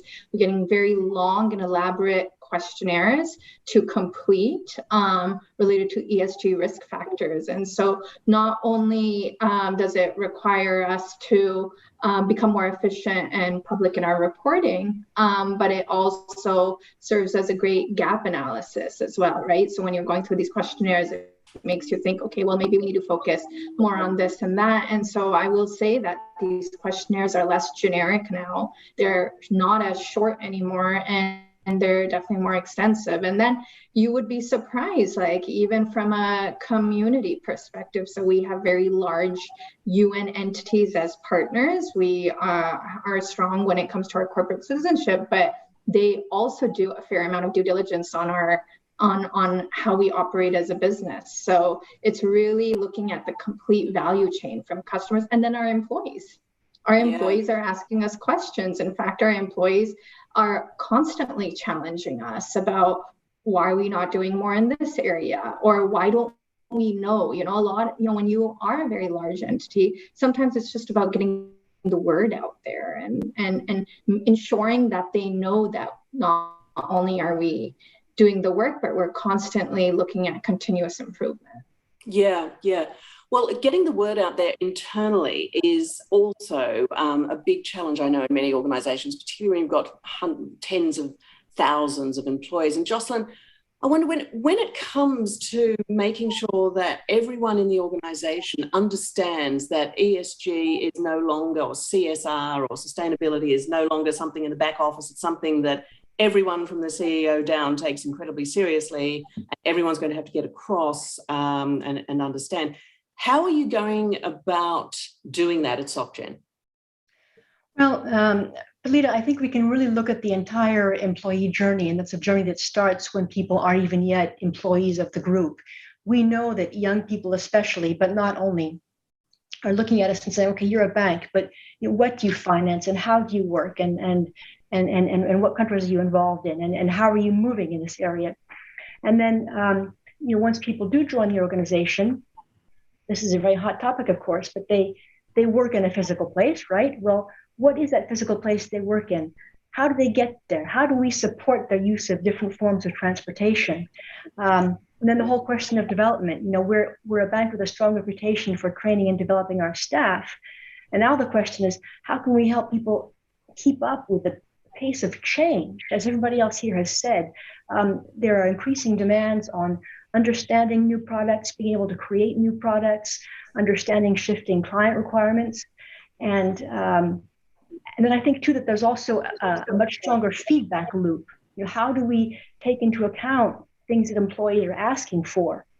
And some of those changes go all the way up to retirement. You can now look at your retirement savings managed by the group or made available by the group, and you can actually orient those towards more ESG colored options. So it's really changing the entire employee journey, I'd say. Yeah, and how has it affected your role, particularly, Jocelyn? Has it meant, for example, that you're devoting a lot more of your time to areas of work that you might not have been, say, 2 or 3 years ago? Or have you had to hire more people into your team or not? What we're seeing is that, the whole area of learning and program management is that you want to bring your work to the business, right? So, and what we're finding is that a lot of the standard approaches, like working with projects or who you bring in to get involved in the program, we're being asked now, and actually to set up ESG and especially environmental approaches to that. And the question is really to say, how can I build this in? I think that there's a very strong, the regulatory culture is very strong. I'm sure that Jörg can speak to this as well. And the question is, within that strong culture with very clear expectations, how do we build this into everything that we do? So it's maybe not so much about adding people, but it's about having better networks and being more connected to other parts of the organization so that we really can make this a continuous red thread that goes through all the work that we do. Okay, interesting, yeah. Well, Jörg, Deutsche Bank and Xchange, in fact, are both members of the Net Zero Banking Alliance, which is a new group, which is basically requiring banks that sign up to it to commit to carbon neutrality at some point. And it's, of course, raising expectations about the sort of financing that Jocelyn's mentioning. What should banks finance and for how long? For example, will there be a roadmap that will set out how a bank plans to get out of supporting fossil fuel companies? I just wondered, can you tell us how closely were you involved in that move, in joining that alliance, and what's it likely to mean for your role in the short term? First of all, I'm always involved when we sign up for something, and the one thing my team and I have to do then is to evaluate what does it do to our businesses, because you can sign up for everything very quickly, and but then you may regret later on. And sometimes it's not that we don't want to sign up to something, but it's really, can we measure it? So in here with the Net Zero Banking Alliance, this is a very big step. We could sign it easily because we had signed something similar already in the fall of 2020 in Germany. And that was a cumbersome process where we said, can we deliver this? And what does it mean for our business? Effectively, the transparency that will be created, and that everybody needs to understand, by end of 2022, we will all, SocGen as us, we will, all of them who have signed up to the Net Zero Banking Alliance will have to publish the carbon footprint of their loan portfolio. That effectively means there will be a huge amount of transparency afterwards. And there will be scrutiny, and regulators will look at it, lawmakers will look at it. And we are preparing for it now. We know by now already what the carbon footprint of our loan portfolio is. We are thinking about what does it mean for the most carbon intense sectors. There's a huge concentration on very few clients. How will we manage that afterwards? And by the way, it's not that trivial that you can say then afterwards, oh, banks will manage it immediately down. If you have a client that subscribes to Science-Based Target Initiative, for example, who says, I will manage it down until 2040 credibly and will be measured, then we can engage more with that client, even if this client is carbon intense. So there will be huge scrutiny also from the public side, and that will be a big communication task to go out, tell it to investors. They will look, how do you manage? And this is one of the main questions we get right now. How are you managing client risk? How do you manage your carbon footprint? How do you interact with the client? We strongly believe in transition dialogue. So we are focusing on what do we invest within the dialogue with our clients in this. So it's a huge process. And just by what I told you now is it feeds into almost every part of the company, and it's risk management starting with it. But then you have to think about what does it mean in the client interaction? What do our client-facing people tell the clients? How do we train them to get ready for this? So it's a huge task, really, through just this one signature to the Net Zero Banking Alliance has a chain of reactions. And as you say, it's completely unprecedented, really, that signing up to one of these alliances, I think it's unprecedented for a lot of organizations, that the act of signing up really means there's just going to be this unprecedented level of transparency and explanation and work that an organization has to do, right? Yes, and it will change the landscape. And at the end of 2022, we won't face this one-on-one discussion anymore on clients. We will face, this is the carbon footprint of your loan portfolio. And let's face it, this is scope 3 emissions, not scope 1 and scope 2. Right, Canon and just to definitely, explain to everyone if anyone's watching and isn't entirely across scope 1, 2, and 3, scope 1 is your own as the bank, which are very low. Exactly. Scope 2 is what we use as energy from outside. Scope 3 then is really what are we facilitating in emissions, and this is the main factor in a bank. I mean, we are carbon neutral since 2012, but look, this is not. Canon has a much bigger task to become carbon neutral than we do. But scope 3 it's so interesting. But actually, I'm interested to know, at Canon and I suspect maybe DP World, I'm not sure that the net zero target is going to present quite the same sorts of demands. Peter, at Canon, are you facing any sort of program of radical transparency in the way that Jorg and actually Jocelyn as well at SocGen is going to be facing, or is it a slightly different set of demands? I think it's probably a slightly different set, Polita. I mean, we, as Canon globally, has set a 2050 net zero target, and in Japan, looking at because obviously, as Jörg hinted, they've got the entire supply chain. We're looking within EMEA at how we respond to that and what we can do inside that. But it won't.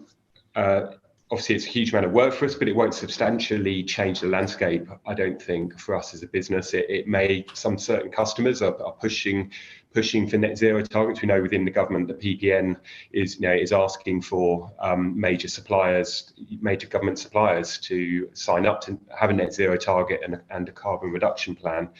I think what's challenging as well, though, in terms of a sustainability strategy is, like many people on the call, I've worked in sustainability for nearly 25 years now.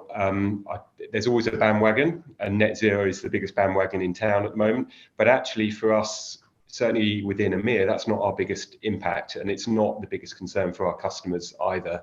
We see circular economy as being a far bigger issue for us. So much of my focus and my team's focus is around pushing the agenda and pushing the barriers on what we're able to do around the kind of consumable products that we have, and making sure that we meet our customers' needs and help them around that.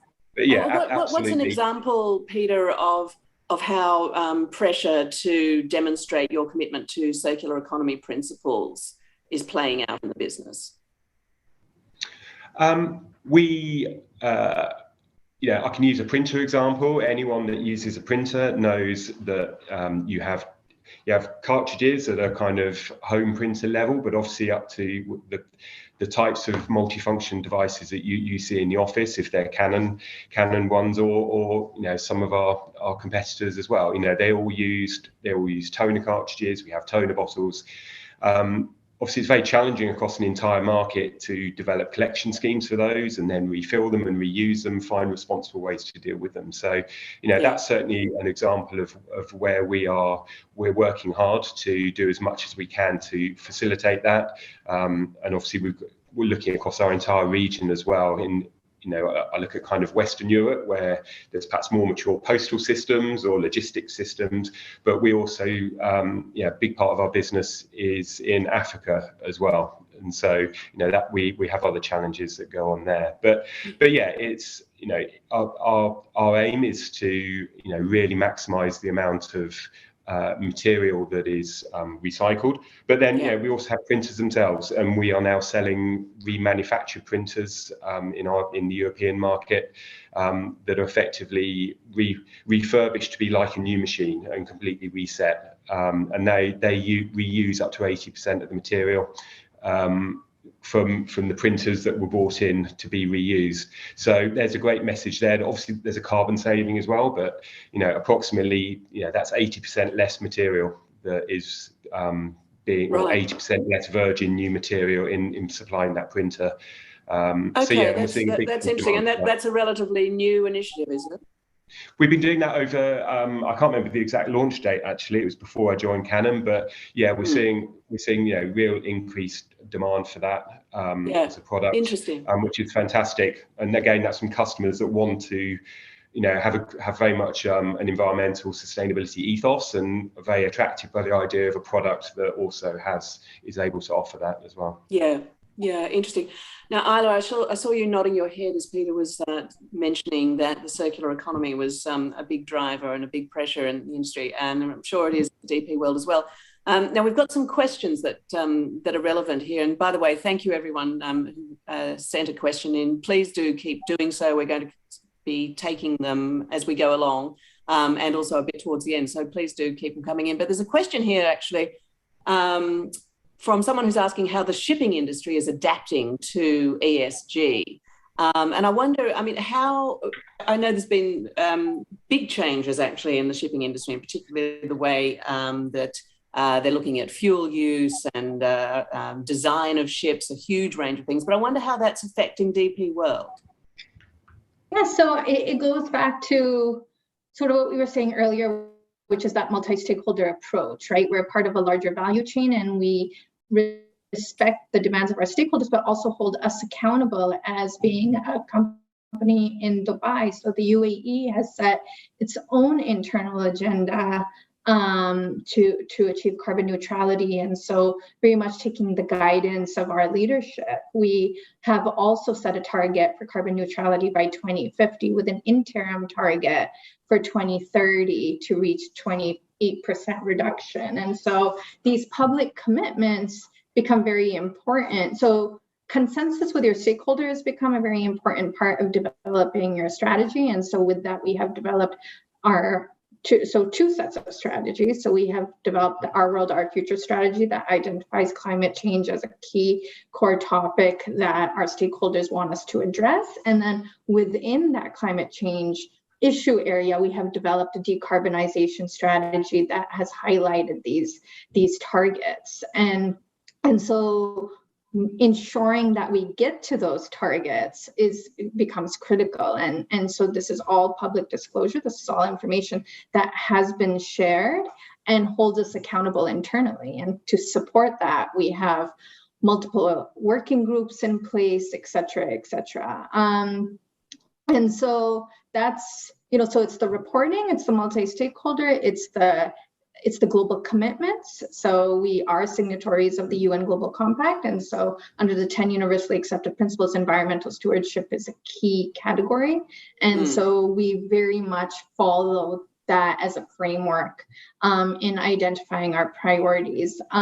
In relation to the shipping industry, I think what it's important to know under the Our World, Our Future strategy is oceans is a key pillar for us, because we respect and we understand that we thrive because of the space in the oceans, and it is our responsibility to ensure that our ports and terminals are as climate responsible as possible. And so does that, and we take it into consideration when building a new port and terminal, and also existing structures and so does that mean that you're under pressure to use things like green steel, green cement, the sort of fuel that you use? So it is a part of our so only is a strong word. We actively work towards ensuring the most responsible materials are used. And that is very much set into our decarbonization strategy. So it's a multi-pronged strategy that looks at how we build and how we use energy and how we give back to marine biodiversity. So it's a multi-pronged approach, which is sort of what we need in order to achieve those targets. Yeah.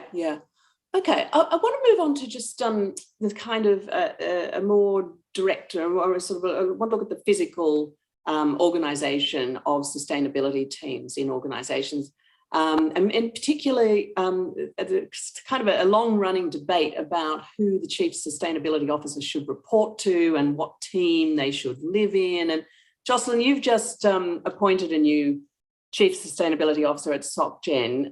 Can you tell us who she reports to and what her team looks like? Yes, so Hassan Napi reports directly to the Secretary General. And we're a group of 150,000 people, so that's a fairly large organization. And the Secretary General really has that transversal perspective on all of the group. He covers not only the risk issues, but also the commercial issues and, of course, the internal issues. So that's really a very strong reporting line, and we're glad to have her there. We tend not to create big headquarters teams. We're much more interested in creating communities and networks of people. So behind Hasina and her team, there are networks of people who are involved in product and service development, who are involved in training, who are involved in how can we change the way that the support functions work. So it's really, and I think that's interesting because community is almost a buzzword now, but that's really what you want with an issue like this, especially for the environmental part, because it just has to percolate throughout the organization and percolate throughout the daily lives of the employees. Interesting. And did her predecessor also report to the head of the organization? Yes. So that's always been the positioning of the role. Yes. And what's very interesting, I find, is that both women came from a strong background in the business. So they know what it means to have to build a portfolio. They know what it means to have to maintain trusting relationships with clients. And then, of course, they also have the strong internal focus because they've been involved in running the bank itself. And I think that combination is also very, very important. Yeah. And you're, even though you're head of global communications, the sustainability role doesn't actually live in the communications unit. Is that correct? No, when I joined Deutsche Bank in 2016, it was part of social responsibility, and I had the responsibility for communications, brands, social responsibility. And then I carved it out of social responsibility, and eventually we carved it out of communications and social responsibility overall. We just separated because it's a real business function. I have to say that the backing of reporting into the CEO and look, the communications is a strategic function. This is also sustainability is a very strategic and cross-divisional function. With the backing of the CEO, much more is possible. I absolutely agree with what Jocelyn just said.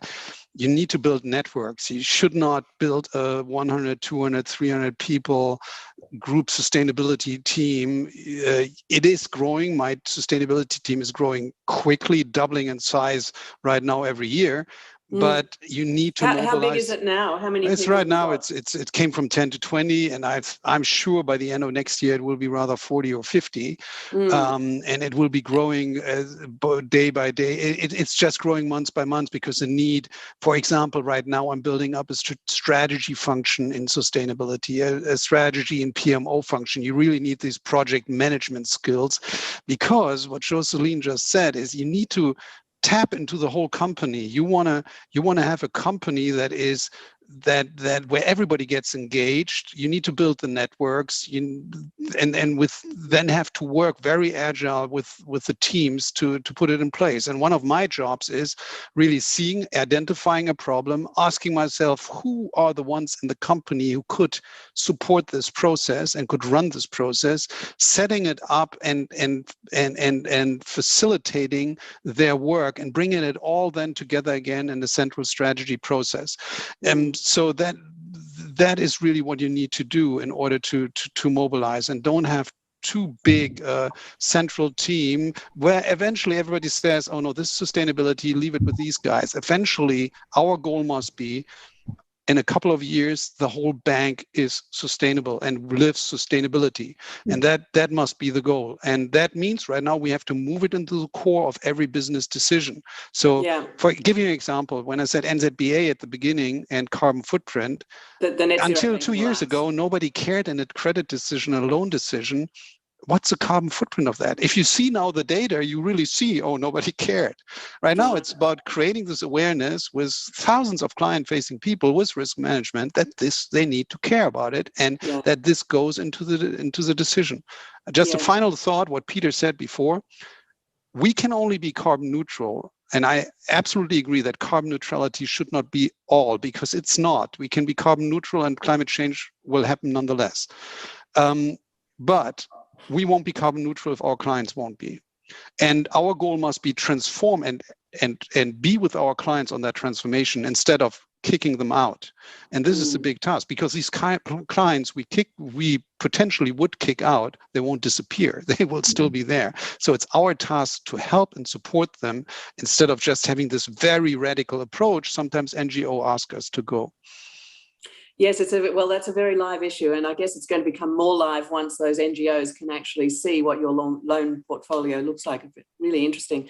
Thanks for that, Peter. Can you just explain what the structure is at Canon? And also, Jorg has mentioned an interesting point there. They've got this question of whether you actually need a dedicated group of sustainability professionals within an organization, or whether it's important to have sustainability principles embedded so thoroughly in an organization that you almost do yourself out of a job. So I'm interested in your view on that. But first of all, what's the structure at Canon? So within Canon, Peter, I sit as part of the legal function.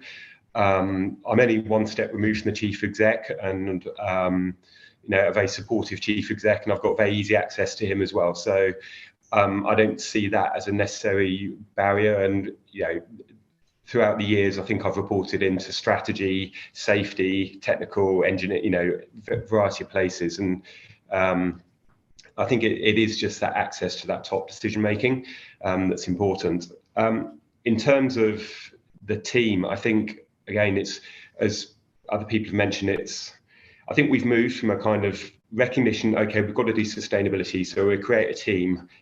They can do everything because we don't really want anything to do with it.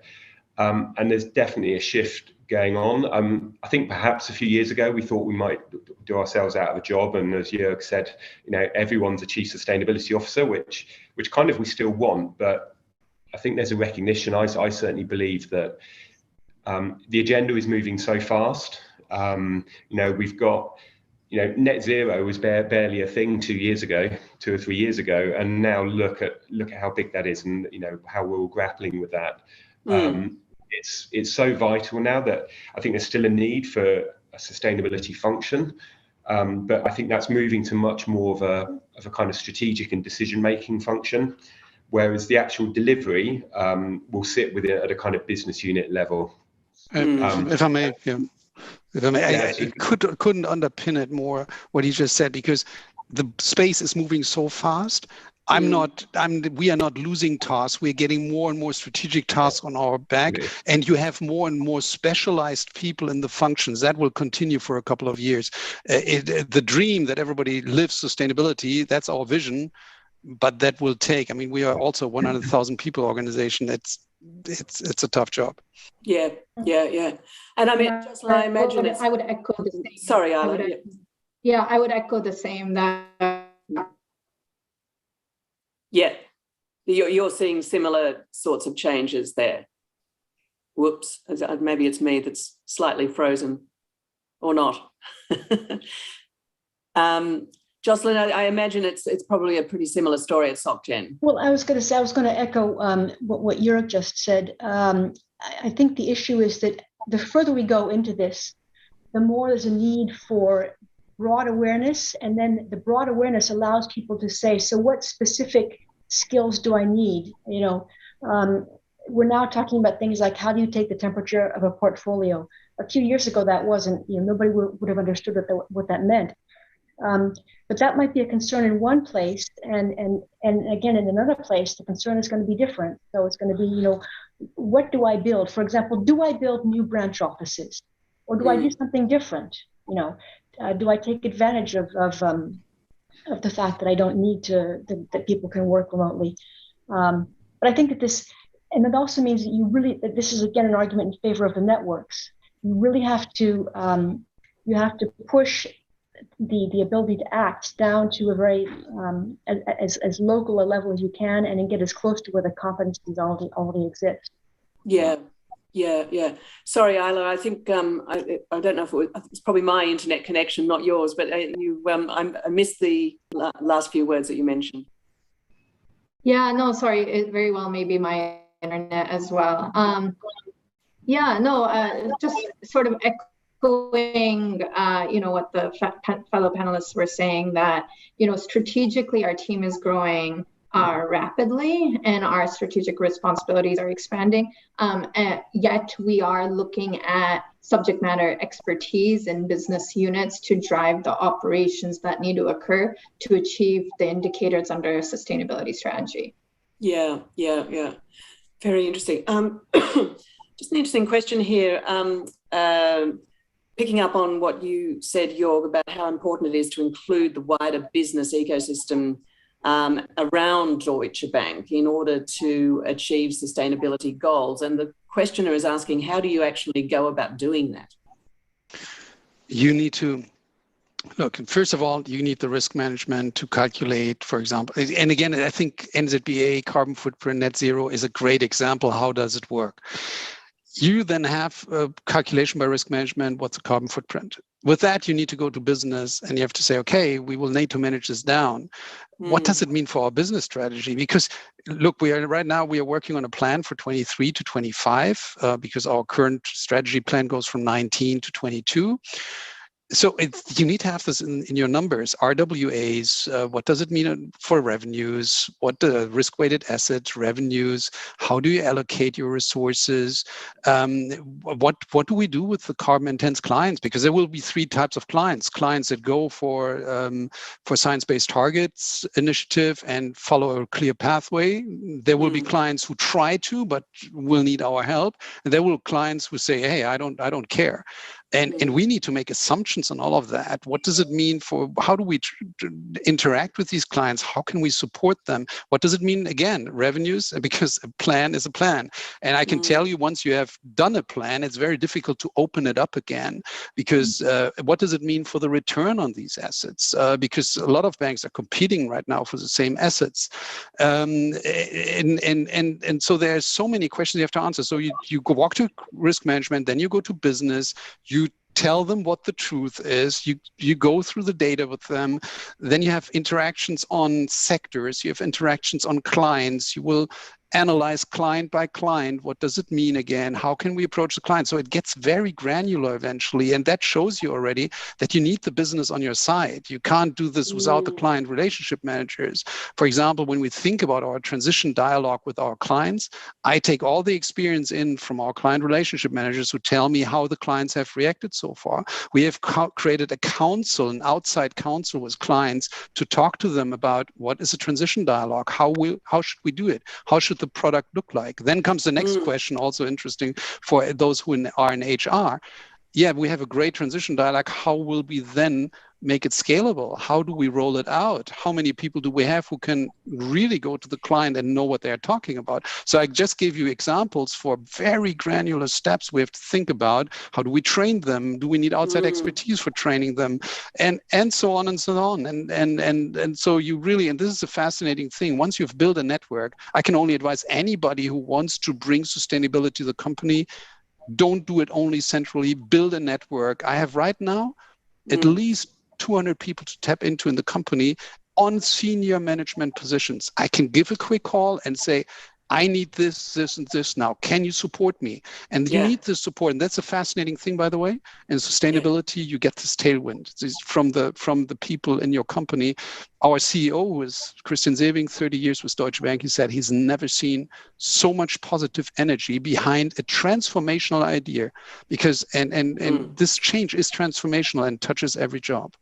Yeah. Well, that is really very interesting. Thank you so much for explaining to us in quite granular detail what's happening inside Deutsche Bank. And indeed, all four of you, thank you very much for giving us such an interesting insight into what is, as you've all said, a really tremendous amount of change going on, and something that's going to be affecting this area for many, many years to come, certainly not going away anytime soon. Unfortunately, we are out of time.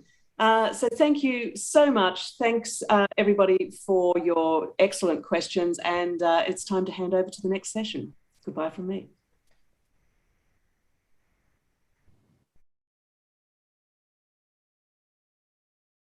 Well, thank you, Pelita, and your panel. I think what I really took away from that is that the pressure for net zero, for sustainability, is coming from all sides, not just from investors, but from suppliers, from customers, and most importantly, from employees.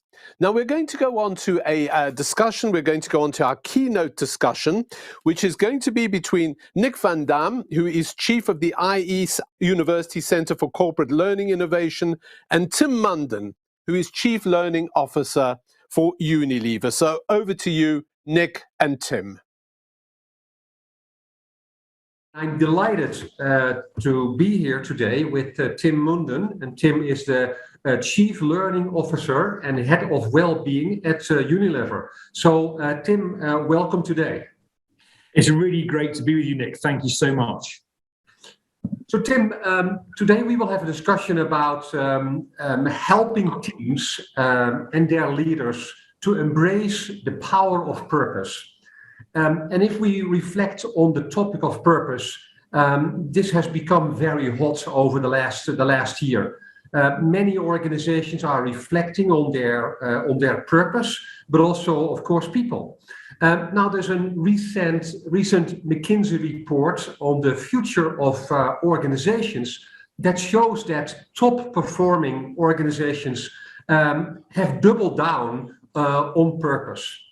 But also purpose, as I mentioned, has become very important for people. What we have learned is that 2/3 of employees in the United States, they have been reflecting during COVID-19 on their purpose. And 50% of them are saying that they are reconsidering the work that they are doing. But also, if you look at millennials as part of the population, millennials even more, 2/3 of them are really thinking about and evaluating the work they are doing and asking themselves if it's really aligned with their overall purpose. And furthermore, 70% of employees, they are saying that their sense of purpose is really defined by the work that they are doing and by the company they are working for.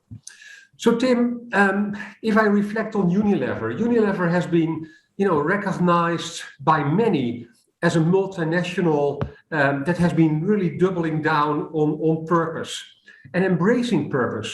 So one of the questions is, if you reflect on Unilever, what is the aspiration from Unilever when it comes to be a purpose-led and also a future-fit organization? So our purpose is to make sustainable living commonplace. That's been our purpose for over a decade. That ultimately is what our aspiration is, to make sustainable living commonplace. That purpose is at the heart of how we manage our business, how we navigate our business. We call that the compass strategy. That compass has 3 beliefs. The belief that companies with purpose last, that brands with purpose grow, that people with purpose thrive. So our approach to purpose in our business reflects those 3 approaches, putting purpose at the heart of the company, at the heart of the brands, and at the heart of how we engage with and manage our people. So I think our aspiration is to make purpose an integral part of the business. So purpose is integrated into business strategy, purpose is integrated into brand strategy, and purpose is integrated into how we develop our people, how we care for our people, how we think about our people, how we grow our leaders. That's what we're trying to do. Well, thanks, Tim, for that. And if I reflect on the people side, so why is it important that the purpose of employees is that it's aligned with the purpose of the organization? Well, what actually really matters more than that is that you're encouraging people to be purposeful in their work. You'll give people not just permission, but an opportunity to explore their purpose in work. And that, I think, is the most important thing. If you want to run a purposeful business, you need purposeful people. So what we've done is to create an opportunity for people to discover their purpose, to put their purpose at the heart of their development plan. But what exactly their purpose is and how their purpose relates to Unilever's purpose, we allow that to happen naturally, to happen organically. We don't try and manage what people's purpose is. We know that the people who want to come and work in Unilever are attracted by our purpose. Yeah. in that purpose really speaks to them, we leave that up to them. So our work in the people aspect is to try and make sure that people have purposeful work, that they understand what their purpose is, that our leaders embrace purpose and lead from purpose, that they're authentic. And that's what we try and do. But we don't force fit that an individual's purpose needs to directly line up and we need to see how it lines up with Unilever's. I think actually that would backfire. Is to create a space that encourages them to be purposeful. The rest will then take care of itself. Yeah, and Tim, you are referring to, let's say, Unilever is also attracting people based on the company purpose. And you've also rolled out a program for over 55,000 people at Unilever in helping people to discover their purpose. So can you a little bit explain kind of, why this program and what happened actually during this program? What are you doing actually in this program in terms of helping people to discover their purpose? So we just started down this road of helping individuals find their purpose with our senior leaders around 10 years ago. And it was really high impact. We worked with an external partner who helped to create a great program. But we then hit a challenge, which was we needed to give that experience, that opportunity to connect to purpose to many, many more people. So we developed a one-day workshop, which gives people an opportunity to work in a small group for most of the time, reflecting on their lives and their experience, on situations which they felt themselves to be at their best, at things that really, the kind of characteristics that really people would say describe them deeply, situations that they've been challenged and learned and grown. And in the course of that one day, by sitting in a small group, sharing their experiences, sharing their story, reflecting on their values, a sense of purpose comes from that. We encourage people then to try and put that into a sentence so they can easily remember it, can easily connect to their sense of purpose. So my purpose I describe as to nurture deeply human possibilities. That's what motivates me. So that's what the purpose workshop does. It takes a day. We run it all ourselves. The facilitators are all other Unilever people. That's really key. It's key for two reasons. One is because as we do it, we build the capability in the business, this deep sense of purposefulness. It also means that you can scale this and it can live on in the community. We don't have to pay for someone to come and run the workshops. These can be run on an ongoing basis. It's a part of being in Unilever. We've done some research with the London School of Economics on the impact of this one-day workshop, and it's absolutely stunning. They carried out randomized controlled trials for us. One group who hadn't been through the workshop, one group who had people were allocated, not self-selected, came back to interview them later. The people who've been through that one-day workshop are 49% more likely to say they'll go the additional mile for their work. They're 33% more satisfied with their work. They're 29% more satisfied with their lives. Let's just get that. One-day workshop, 29% more satisfied with their lives. So we know that this thing really works for people. Yeah, no, that's exciting, Tim. And also I was wondering, are there also people who go through a workshop like that and they say, oh, honestly, now I have discovered my purpose and maybe it's not, to stay with Unilever? Sure, that happens. But it doesn't happen a huge amount, but it does happen. And in a sense, for us, you have to say, okay, that's fine, good, great, follow your purpose. Yeah. We know that purposefulness links to high performance because people really perform best when they're somewhere they want to be doing work they really want. And everyone deserves that opportunity to find fulfillment in what they do. So when that does happen, absolutely, that's really encouraged. And there are also, of course, increasingly we're experimenting with other forms of employment. When we think about the future of work, we think about other ways people can work with Unilever. So a number of our countries have been experimenting with something called UWork, which is a way of working flexibly for Unilever, for parts of the time, working on assignments that we need. That's a great way of helping people go find their purpose with an opportunity to stay working for Unilever some of the time on assignments. So actually, once you start going down this path, all kinds of fluidity and creativity follows. Yeah, no, that's exciting. And also, Tim, if I reflect on that, right? So you have a kind of an extended workforce, different layers. And if you think about people's development and the culture at Unilever, are you also the developing the people who are not, let's say, the official employees on the payroll, but they are contractors, partners, they work with Unilever? Are you also helping them to develop themselves and to learn and grow and to understand the culture of Unilever?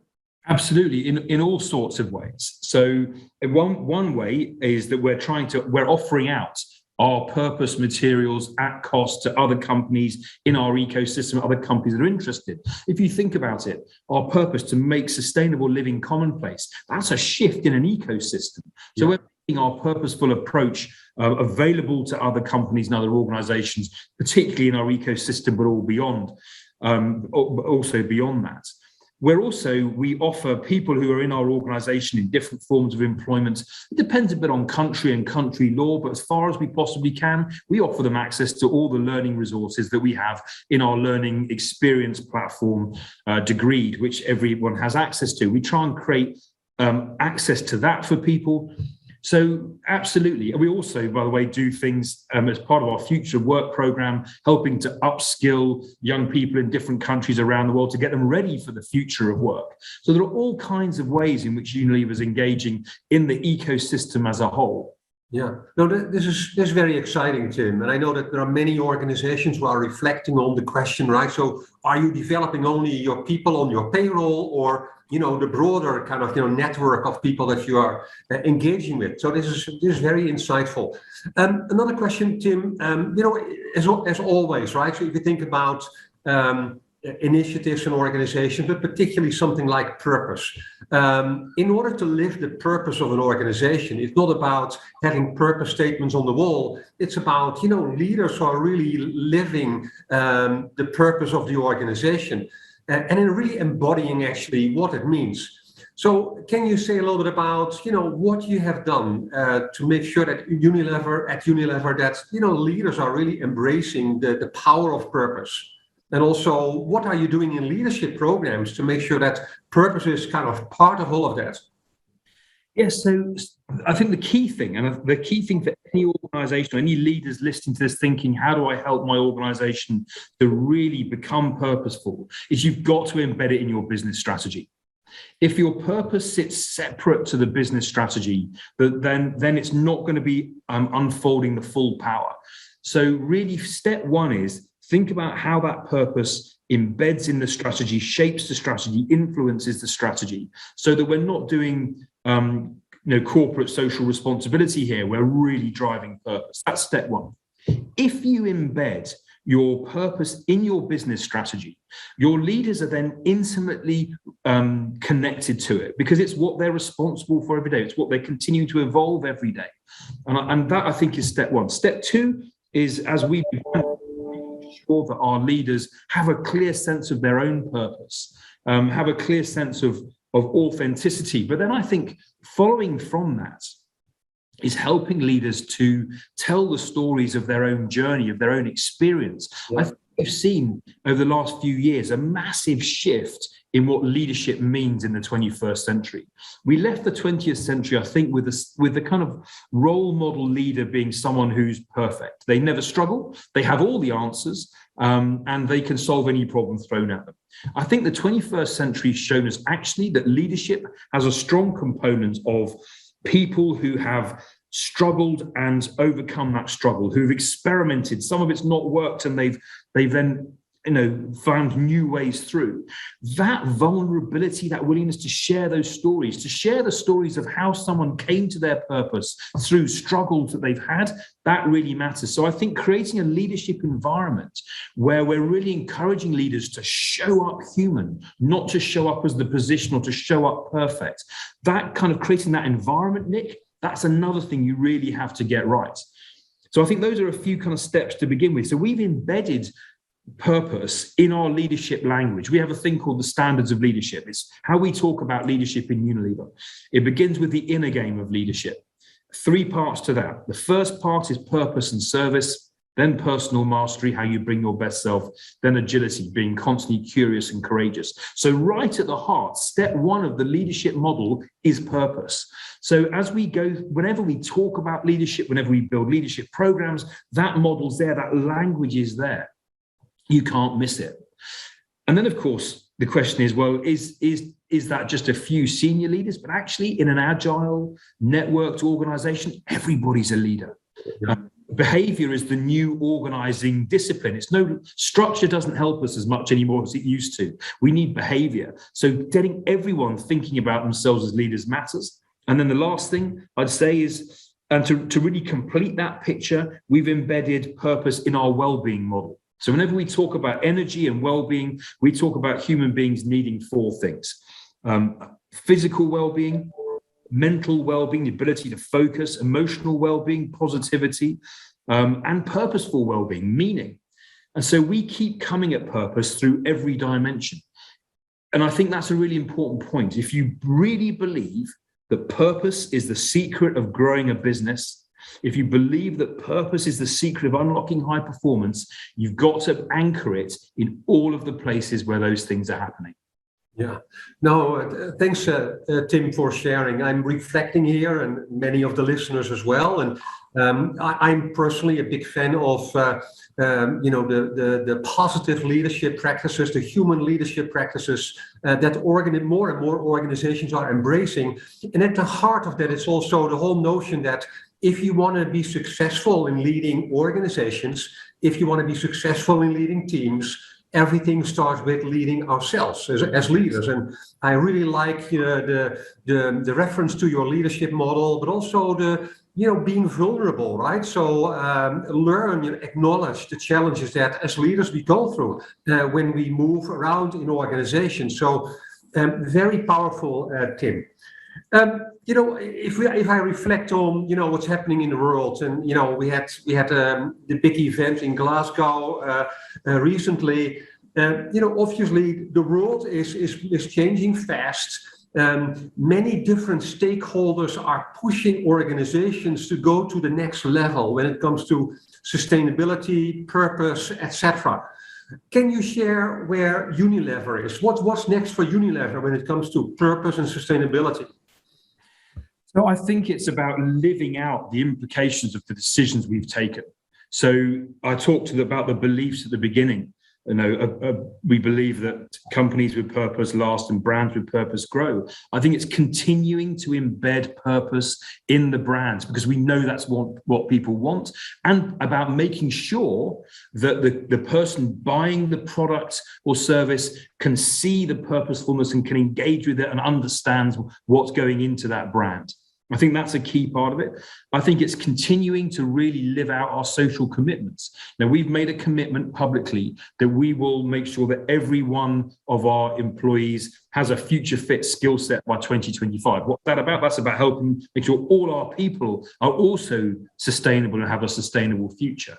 Now, so we've set some bold commitments to work towards realizing those. So I think our path is set. We have our beacon of our corporate purpose. We've made global commitments on key aspects of our purpose and our mission, on reforestation, for example. We've embedded the purpose in the brands. We have to continue to live and to drive that. And you can always get better. This is a journey. We have by no means cracked this. We're a work in progress.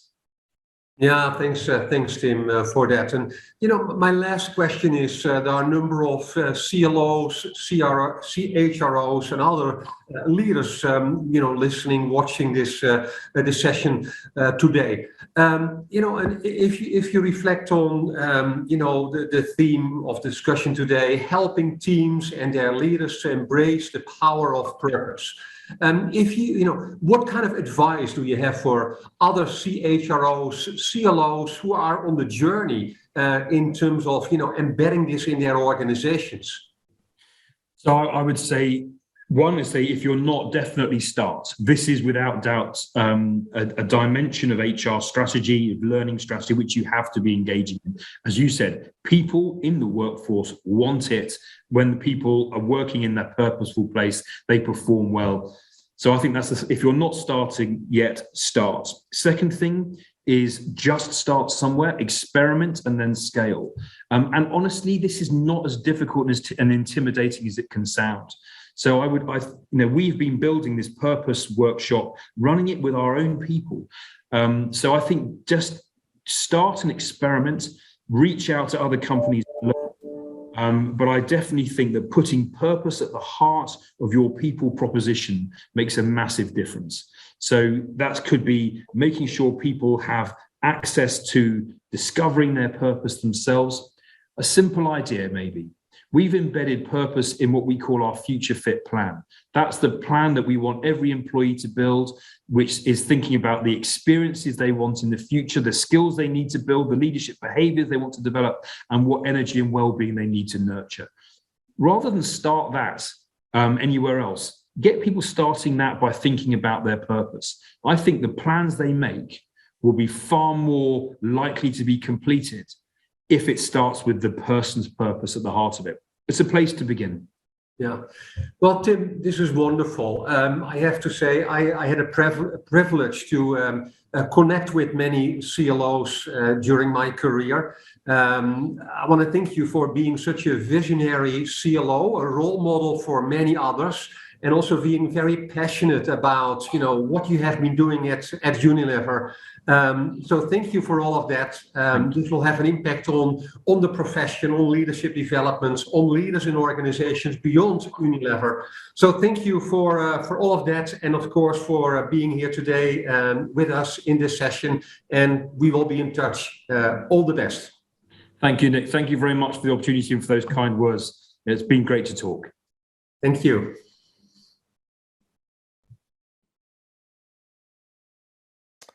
Wow, well, that was quite a tour de force, I'm sure you'd all agree. On purpose at Unilever. Thank you very much, Nick, for your questions. Thank you very much, Tim, for your insights. Now, earlier today, we had Mohammed on our first panel saying that he didn't think we should let the day go by without a discussion of diversity and inclusion. And of course, we were not going to let the day go by without a discussion on this absolutely vital topic. So our next panel is going to be precisely on this topic of diversity, equity, and inclusion. It's going to be moderated by Silvia Pavoni, who is editor for Sustainable Views and economics editor at the FT publication, The Banker. So to talk about diversity and inclusion, I hand over to Silvia to introduce the next panel. Hello and welcome. Thank you, Michael, for introducing the panel. I'm Silvia Pavoni. I am the editor of Sustainable Views, which is a newsletter about sustainability, and of course, diversity and inclusion do play a big role in understanding what is a sustainable business model and also what is a sustainable way of running an economy, not just a company. So we are going to look at bold steps to strengthen diversity, equity, and inclusion goals. What do those bold steps look like? We're going to try and make this session a sort of a practical guide, as practical as possible, learning from the experiences of our wonderful panelists. So let me introduce you to them. We have Tina Arensted Willumsen, who is the Chief Executive of Above and Beyond. Welcome, Tina. We also have Annette Evans, VP of People and Culture at Global Processing Services. We have Anne Lebel, who is a Group CHRO at Capgemini. And last but not least, we have Sheila Bigseller, and I hope I pronounced your surname correctly, Sheila, CHRO at Apta Group. And a special thanks to Sheila because she's joining us from the States on Thanksgiving, and she's up really, really early to be with us. So thank you all.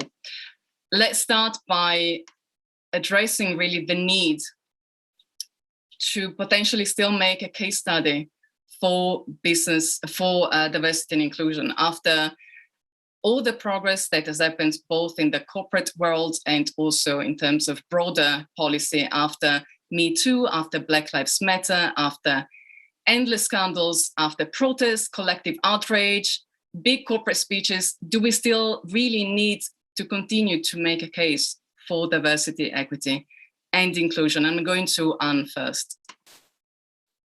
Okay, thank you, Sylvia. Hello, everybody.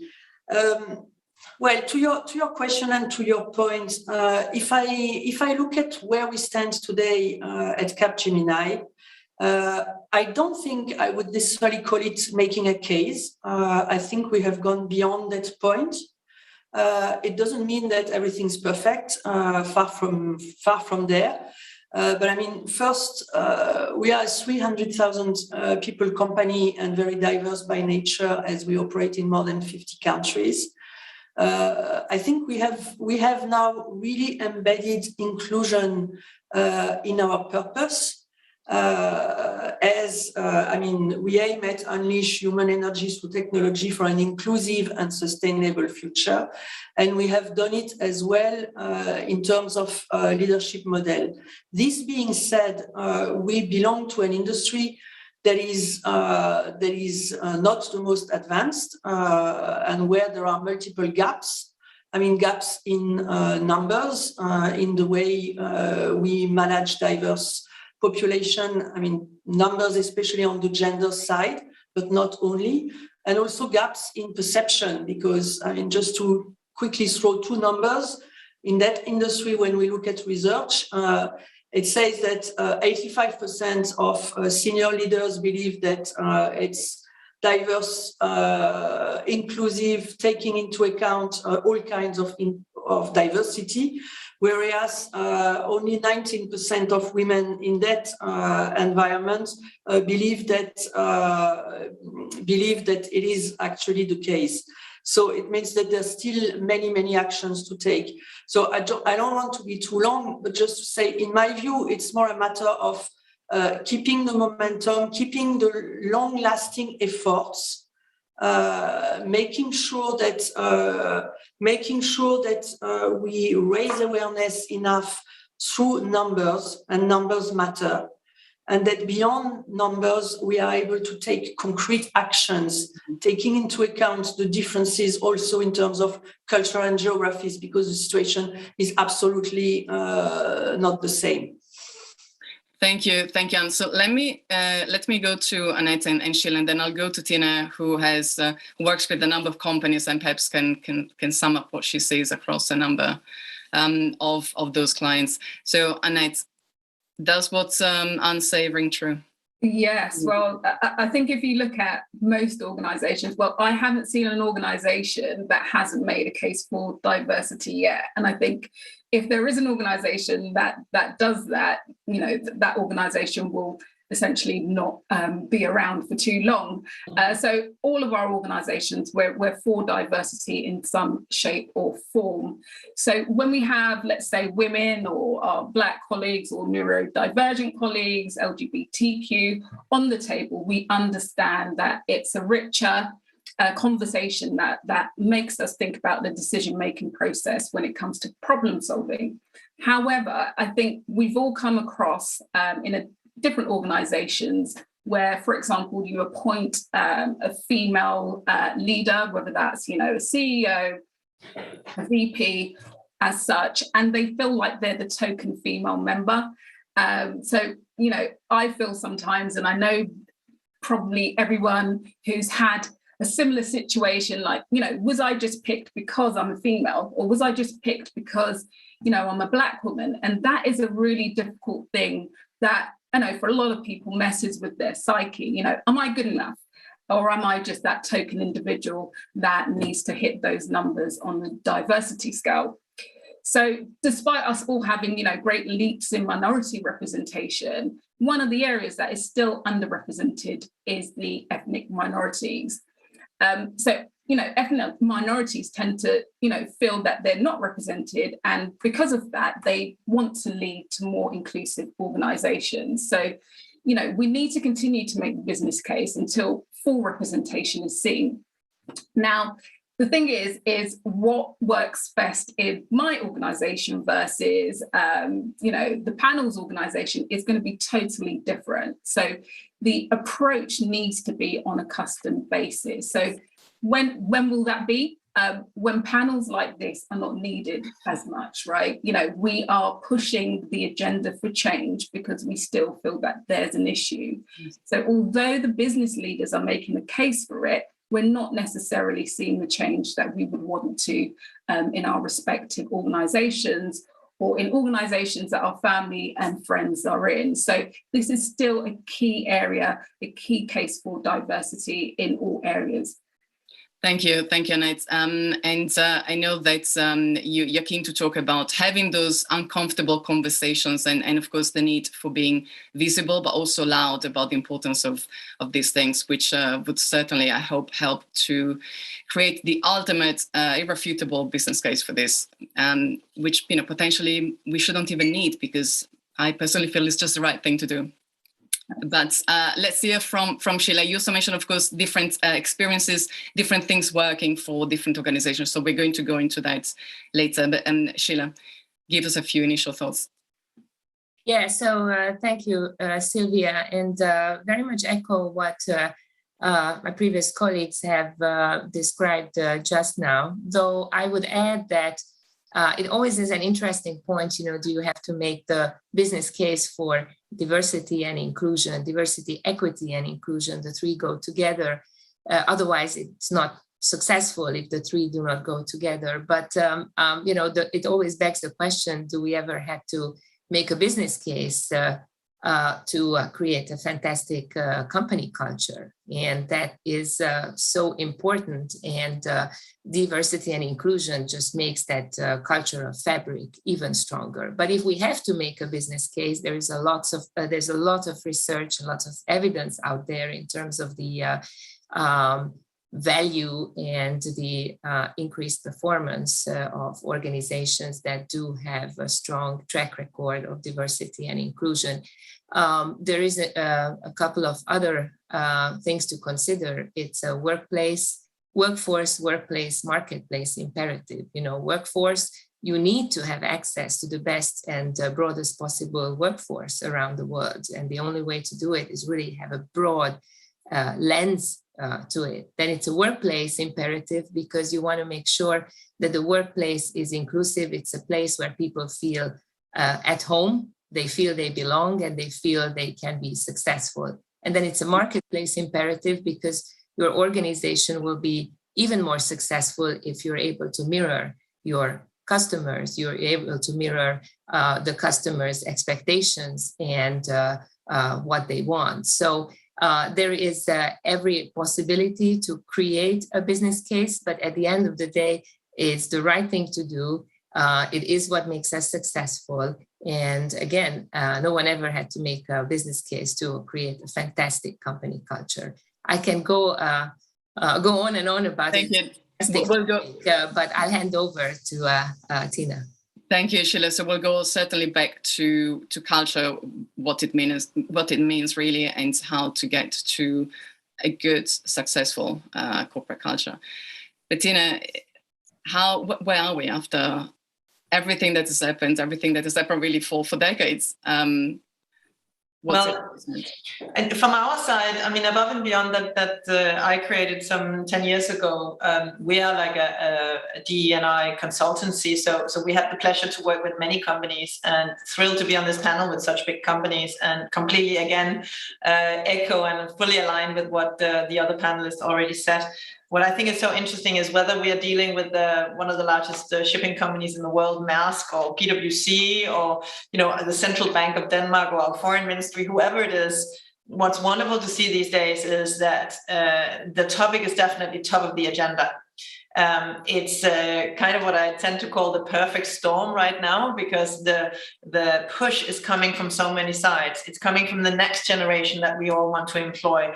It's coming from the women out there that are extremely well educated, or anyone else, any other talent coming with ethnic background, as we were talking about, having that diversity on age, or any other aspect of diversity. It's coming from the investment community very much, whether it's the evidence that Blue Bloomberg is sharing, whether it's the shareholders in general that are now pushing hard on everybody who's listed on the stock market, that diversity is proven over and over again to give a much better return on investment. So they are actually telling now the CEOs to get their ducks in order.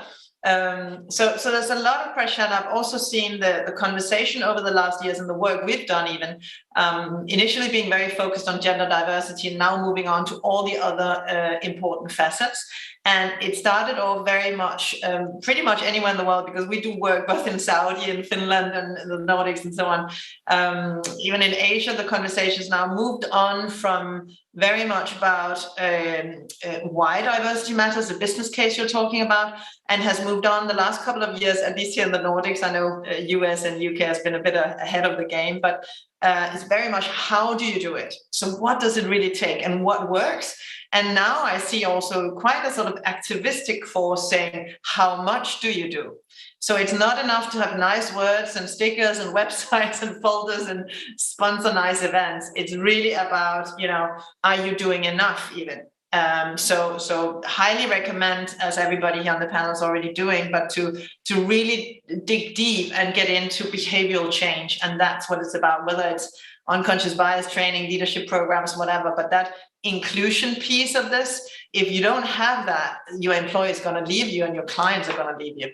So it's just to sum it up, it's business critical right now. Thank you, Tina. So you mentioned that investors are asking about these kind of policies and probably asking and want to get some detailed answers. And talking to an asset manager actually some time ago, they were saying, well, Me Too is moving share prices. So it has actually an impact on a very real and concrete impact on financial performance. Yet it hasn't really gone away. And in fact, Tina, we were talking a few days ago, those kind of scandals and that kind of behavior is still very much around. So you talked about changing behavior, and I do want to bring in the audience as much as possible. I already see that there is a question, so just tell the audience to keep questions coming, and I'll put them to the panelists as soon as they come in. So we do want to talk about practical stuff, but maybe let's start with this question from someone who is asking, what do you do to ensure diversity in the boardroom, top leadership? And then maybe we can also talk about how you ensure that the whole actually company across different levels of seniority and positions is inclusive. So what's the best thing to do in that case? Targets, quotas, what works? Shall I go back to Anne? Okay, thank you very much. You're on the spot, Anne. Yes, I know. It's a loaded question. Very much so. Very much so. No, I mean, look, I think first there's no one way to address the topic, but I mean, it has to be addressed through multiple different approach. I still believe that targets and numbers are important because this is what will make people conscious or aware of where do we stand and what is the reality of the ground. This being said, most of the numbers will provide information on the diversity, which is more related to the demographic part of it. It's not because you have great numbers that you have a real inclusive culture. So that is where other actions take place or have to take place, amongst which I would say that if we really want to ensure that we create a safe environment where people can feel that they are part of it, okay, first it goes with a strong set of policies and processes. It means, I mean, from an HR standpoint, it means ensuring that your recruiting processes, your promotion processes, your career management, your succession planning, actually enables inclusion and a fair representation of all kinds of employees. So you want those hiring committees to be diverse. You want perhaps to have sort of blind CVs in front of you, blind profiles. And making sure that when we hire based on competencies and that we do not hire by affinity, if I can put it this way. Yeah, sure. Which is a kind of bias, okay? Of course. Ensuring that when we are building succession plans, if I take the example of gender, we have women, we have a good representation of women in all kinds of succession plans, not only the functions that are actually held by women. Just as an example, making sure that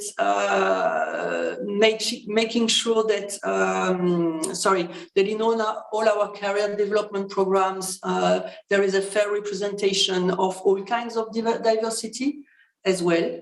Same with promotions. And then, I mean, there's also other kind of policies or actions. I mean, I strongly believe that whatever is related to flexibility is a quite powerful lever. But what I mean by flexibility is not only pushing for hybrid work. Of course, it has an impact, but for parentality. Yeah, it's not about freeing up time for women, because this is again introducing another bias. Okay? It's for everyone. But it's about considering the topic as a whole. Absolutely. Let me go to the other panelists and see what they find. Thank you so much. One more thing, if I can. I think maybe the right thing also to develop a full set is to start by listening to our employees' expectations. And it's extremely useful to, I believe, to survey our employees on these topics on a more regular basis. And that gives us many, many inputs and ideas on what should we build next. Sorry, I could continue. And thank you. I know. It's a fascinating subject, and I know all of you are very passionate and committed about it. Annette, Sheila, and Tina. So, is the structure? Is this really a well thought out structure? What is going to help us and move really and change things? And what happens when, for example, you don't even know where to go and find those candidates, those diverse candidates who do not necessarily look like the existing, people running the company. So what's your view? So Annette, Sheila, and then Tina again. I'll give a, quite a practical view on this, actually. One of the areas that we've sort of looked into quite heavily is the recruitment agencies that we use within the business to bring in talent. Now, it depends what the split is between, direct sourcing and actually using agencies is in your organization. But to some extent, a lot of organizations use search companies. So we looked at our executive search companies. So actually the top tier of roles in our organization, those executive search companies, and what their commitment to D&I is. So what I've done purposefully is put myself in the room at every key hire, and I'm asking these agencies, what's your commitment? What are you going to put forward in terms of a long list and short list? What sourcing tools do you use? Where do you get your candidates from? Because the likelihood is, we all know for executive searches, it's like a network connection. You usually know some of the key players within the industry that you operate in. And what that does is it breeds the same type of individuals that then come into your organization. So what I do is I place myself strategically in those first meetings and actually go to town on them about their commitment. How do you use your tools to bring in diverse candidates, and actually being really candid with them. I'm looking to see some diverse candidates in this short list or in this long list. Even if it takes you longer, that is fine. We can go down that route. But I think it's for us as whether HR leaders or business leaders to place ourselves and ask those difficult questions and then wait to see what comes back.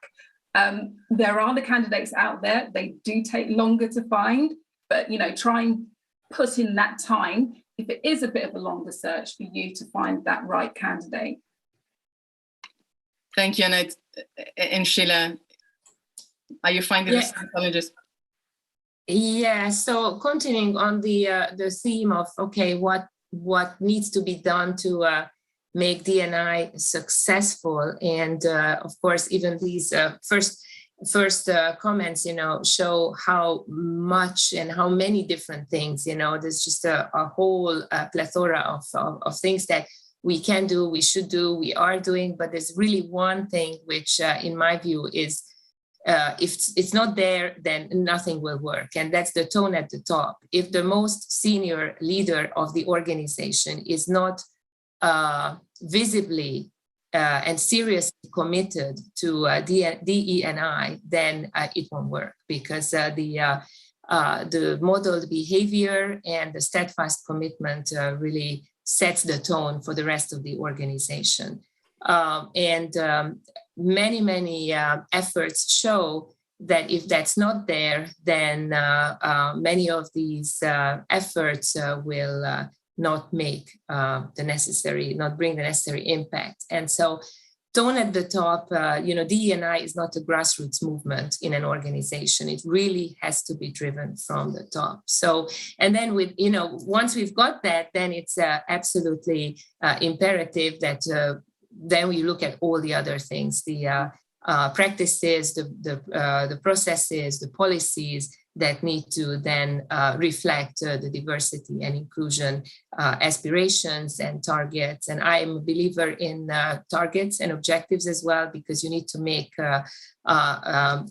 visible case on how much progress you are making towards your objectives. And otherwise, it won't happen by itself. We just heard from Annette, and I completely agree. It takes time.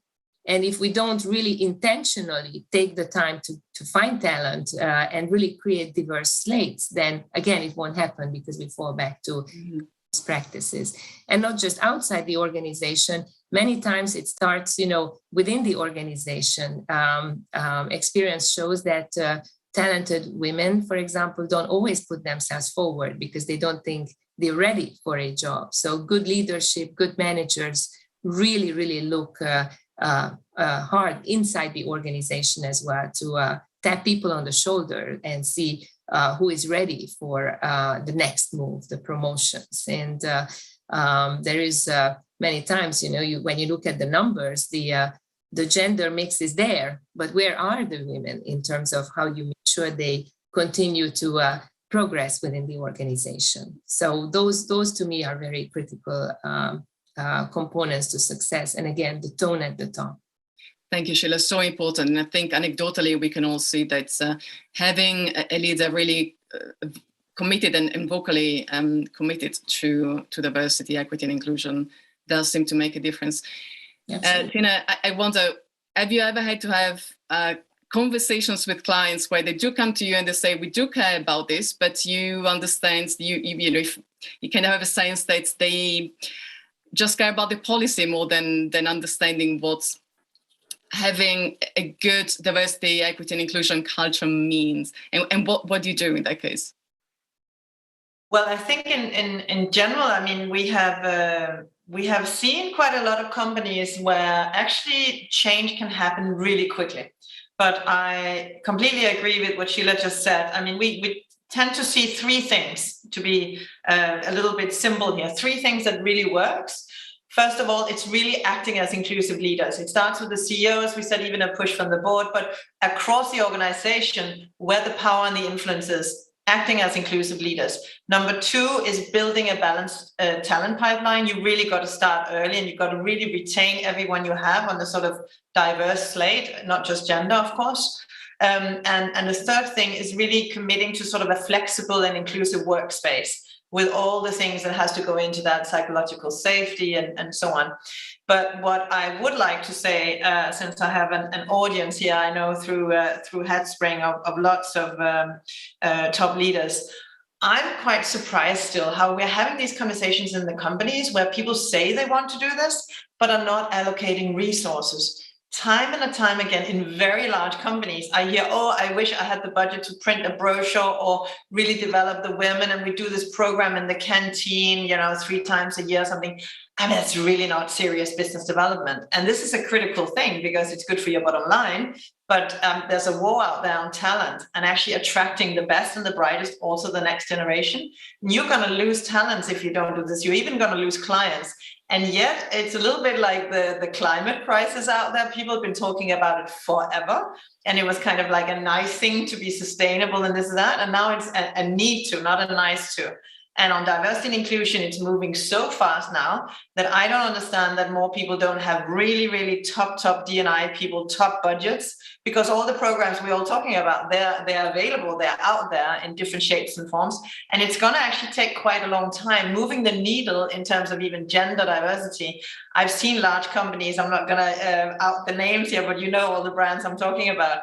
And even just moving from 34% women to 37% have taken them 5 years because you don't retain your talent. So getting a budget and having that allocated into the organization to have the proper resources is really key, I think. Thank you.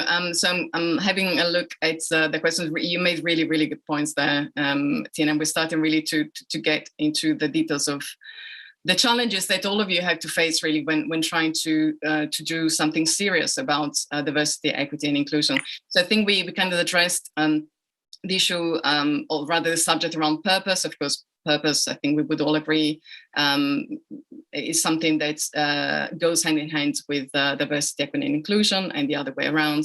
There is a question about why there are only women on the panel. I guess we're talking about things that do seem to affect negatively women, so maybe that's why it's only women up here, but hopefully men will not be put off by having only women on the panel, and they will be happy to listen to what the panelists have to say.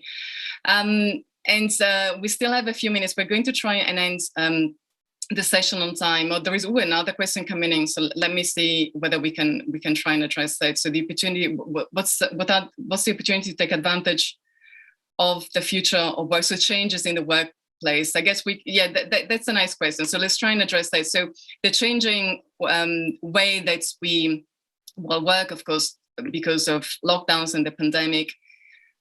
Is it something that is going to stay with us? Is it helpful, or is it only superficially helpful? And then, in a way, home responsibilities seem to be, continue to be shouldered more heavily by one of the sexes rather than both. And so perhaps that's not necessarily a positive. But so how are we going to come out of this very challenging and difficult couple of years? And of course, this is not over yet. And what is the repercussion on, again, diversity and inclusion? Really quickly, again, we can just follow the same order. So Anna, Sheila, and then Tina, and we still have 5 minutes. Well, okay, so it's a little bit of a mixed situation, if I can put it this way. I mean, first, when most countries went on lockdowns, and may still happen, it's still happening.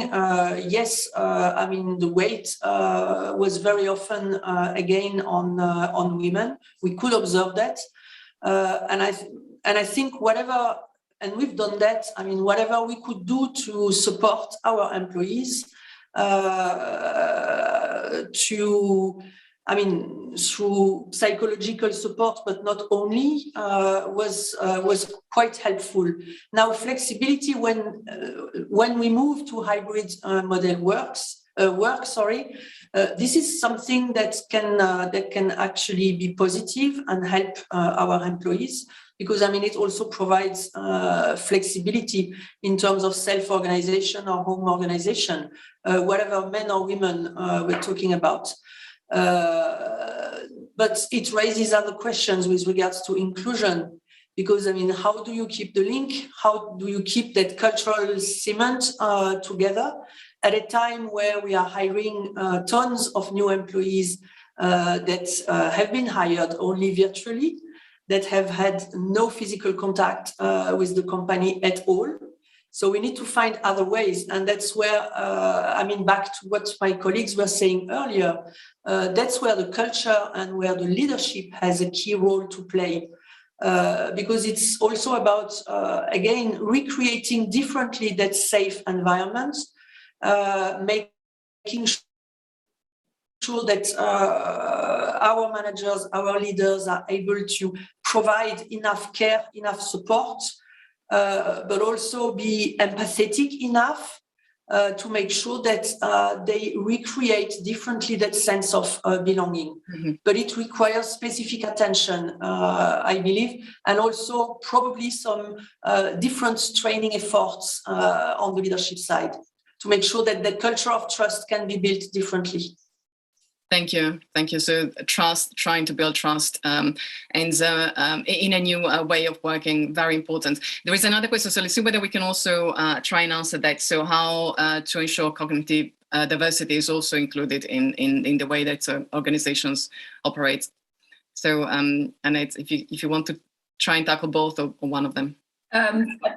One thing I just wanted to add is actually when it comes to sort of flexible working, we spoke about hybrid working, it's more important to have those visible role models in the business. So, if your CEO is working all hours God sends and, never switches off, the likelihood is that builds or creates a culture of, working all hours.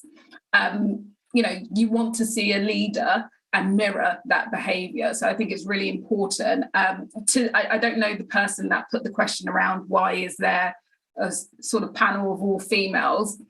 The harsh reality is that we don't have that many male allies.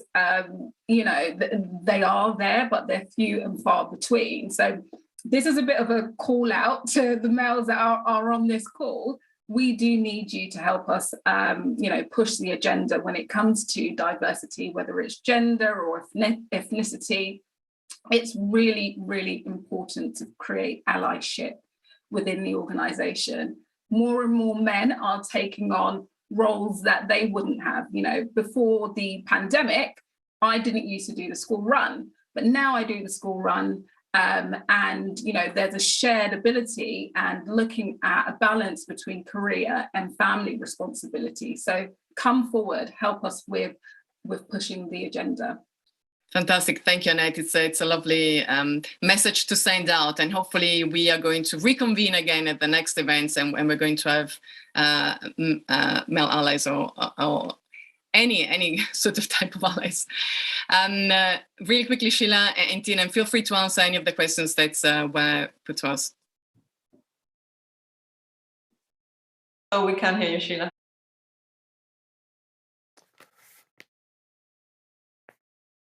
Well, thank you very much to Sylvia and the panel. That was a very, very inspiring panel, I thought, and Annette Evans put out the call at the end for allies, male allies and allies everywhere else. I heard you, Annette, and I think a lot of other people did as well.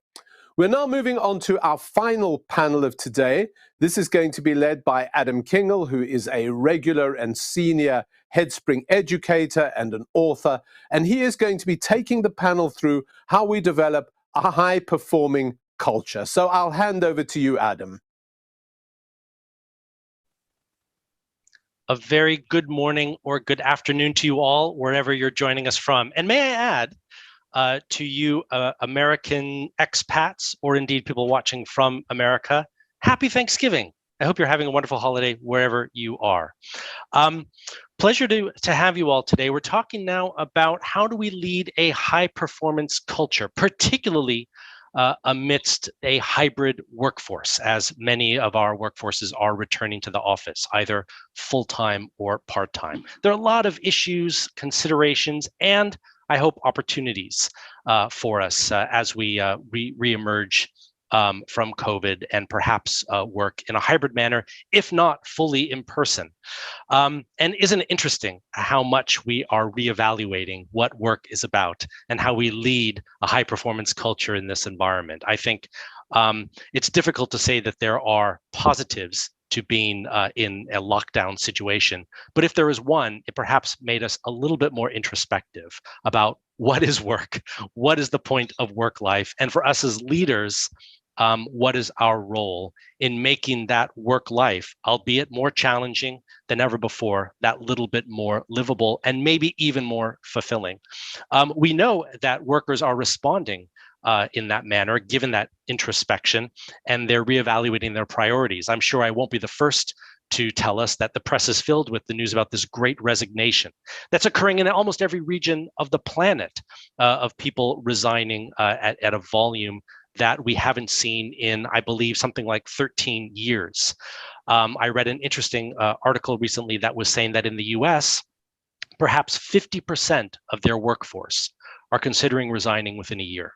So interesting and perhaps frightening statistics. But what I'd like to do is introduce our panelists, welcome them, and we hope to have a great conversation about many of these issues and opportunities. May I introduce Xavier Kohl, who is the CHRO of Caixa Bank.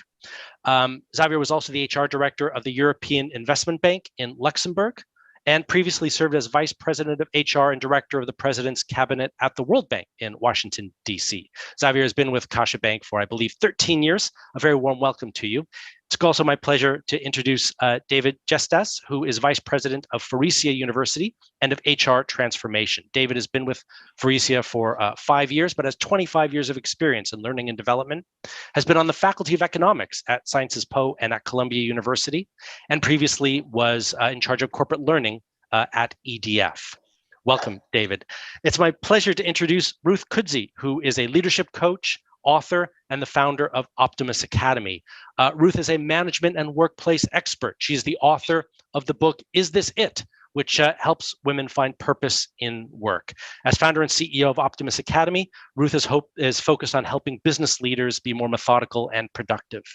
A very warm welcome, Ruth. And finally, last but not least, it's my great pleasure to introduce Ryan Mills, who is HR Director for EMEA for Oracle Corporation.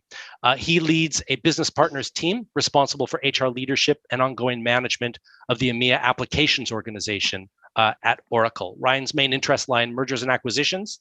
Of course, a really challenging job, because I know that Oracle has integrated many organizations into Oracle in previous years. If that isn't enough, Ryan is also supporting Oracle in scaling in emerging markets across the Middle East and Africa. Welcome, Ryan, and welcome to all four of you. It's a real honor to be speaking with all of you today. The first question I'm going to ask you, I am also going to ask our delegates, so all of you who are joining us in the internet ether. My first question is, I'm going to be asking the panelists how they would define the year. So what was 2021 in review for you? What were the biggest themes, challenges, and opportunities? What I'm going to ask you who are watching, could you just give us one word that would, for you, describe 2021? So if you go to slido.com, which is the same site that we were posing questions to. So if you just go to slido.com, and that's hashtag Xchange, capital X change. And what's the one word that describes 2021 for you? As you're thinking about that and entering that word, Xavier, can I first pose the question to you? 2021, what was that for you? Well, Adam, you mentioned the fact about the opportunity to be introspective, and really we couldn't be really very introspective in 2021 because that year, just the summer before, we announced a merger with one of the fourth largest bank in Spain, becoming and this merger and acquisition from us made us the biggest bank now, the 10th biggest bank in Europe and the biggest bank in Spain by far. So that question really was, what is that retrospective? It is really doing an integration, a merger, a big acquisition, integrating two banks, which just finished last week, the technological integration of the two banks, doing it in a context of COVID. And that was fairly interesting. And in terms of performance and the performing culture, we really did it. So we're very proud of it. And we did it in that context. So I'll leave it up to the other participants. Brilliant, thank you. That's really interesting, right? Because it seems that sometimes activity feels like it's ramped up quite a bit. So maybe for some of us, we sort of barely had time to think of other than just get that BAU done. Yeah, David, 2021 for you. Thank you. 2021 was unexpected complexity. I'm in the automotive industry. We expected a bounce back post lockdown and difficulties for people to just purchase cars. That wasn't what happened. Additional complexity, unexpected complexity from a semiconductor crisis nobody saw. International disruption in the supply chain and the price of materials that we partially saw. And incredible acceleration of the decline of the internal combustion engine everywhere, where you have electrification, hybridification, and so on and so forth. So a lot to do for an industry that was already suffered a lot in 2020 and expected that 21 would just be the bounce back and a cooler year. And that was actually not what happened. We're going to finish the year lower in terms of car sales than 2020. So that says everything to everyone. So it's been two bumpy years if we go to the total. And the complexity of that year, we're not exiting yet from that. So that's an interesting year for that reason, for these reasons. Thank you. That's an interesting reminder, right? We're sort of not out of these woods yet. I think many people were hoping 2021 would be complete, back to normal. I do think we sort of have to asking ourselves what that would be, if ever, because of course, what's new normal? Yeah. What is the new normal? Is the best we can hope is to live and thrive in an endemic versus simply coping in a pandemic. But Ruth, your reflections on 2021. So I think 2021 has been very interesting, especially in the leadership place, and I'm based in the UK, and in the workspace, because there's been a big divide. There's been a big divide between the organizations, and the media have seen this as well, that are saying we want people back in the office, and the people again who saying actually we don't want to go. And what I'm seeing is, especially of that age, the kind of like 35 to 50-year-olds, there's a real change in mindset, and we're seeing a real difference again between women and men, with more women wanting to stay at home. We can say that might be because they've got the majority of the caregiving duties, but more women than men wanting to stay at home on the whole. Obviously, it's not every case. So there seems to be like a bit of a divide going on, and as you mentioned at the beginning, like in the US, in the UK, we are in the midst of the Great Resignation, and we are seeing a lot of people, especially at that kind of middle to senior leadership level, leaving. So it's been very, very interesting in terms of organizations, but also in terms of individuals and teams. Yeah, thank you. And you've reminded us that, of course, how people are approaching their future and whether they wish to stay at home full time, it will depend on person by person. It is, of course, a very individual choice. But it's interesting if you are starting to see variation in some cases between genders. And we know, too, I think there's also a generational difference. Yeah, you mentioned 30s to 50s. In my own research, when I wrote my book, Next Generation Leadership, what I was looking at was Gen Ys, the youngest employees in the workforce. And we knew even before all this was kicking off, is that, Gen Y seemed to be leaving their employers with a rapidity that we didn't see in earlier generations. And I wonder if COVID is accelerating that trend that was already, that the DNA was already there for that to happen, which of course just makes it even more challenging for leaders. Speaking of challenges for leaders, Oracle, Ryan, seems to have been as busy as ever. How was 2021 been for you? Yeah, I was going to say, being in the tech industry, I would say the pandemic I wouldn't say it hasn't significantly shifted or changed the way how our businesses has had to react to the market trends. If anything, we've probably seen that Oracle has needed to support and adapt to how different industries have adapted to the pandemic, and where certain industries have perhaps had to reinvent their go-to-market, different ways of working, and looking at how Oracle can support from a technology perspective on that side. I think there's two kind of key areas that I would say over the past 12 months, and actually I think it's quite difficult to not blur 2021 and 2020 together. It kind of feels like we've had a really long 2 years as 1 year. But I would say that there's an element of corporate social responsibility that we've seen in Oracle, and our part to play there in terms of supporting our businesses from, in terms of supporting technology research around the vaccine trials and offering software to pharmaceutical companies to support the research behind that, as well as supporting our HR customers with health and safety technology to support employees through the pandemic and understanding the health and safety measures that need to be in place. So there was a huge focus around corporate social responsibility that's also brought back a sense, I think, of pride into our employee base to really understand, what our organizational purpose is. From an internal perspective, I think there's been a real cultural shift around the role that HR can play throughout the pandemic and where our internal business focuses are. We've seen our focuses shift around areas around well-being and enablement and diversity and inclusion becoming center points of our strategy. Before, they were probably there, but not playing a front and center part of how our business adapts. So those are the areas through the past 12 months that we've put a lot of focus in and continue to focus behind, because that's where we think it will make a difference as the new working world, as we described, enters and offices start to reopen and we start to hopefully come together more face to face. Yeah, that's really interesting, right? I wrote down as you were talking, I think heroes show up in crises. If we don't have a crisis, how does one be heroic? And so interesting that sort of does, in a way, force organizations and leaders to look at issues like purpose, like engagement, like inclusivity. So actually, Ruth, can I come back to you and maybe can we all ask the panelists just take a look at the words that our delegates are entering. It's really quite interesting. We have quite a lot of words related to challenging. It was tough, it was exhausting, nightmare even.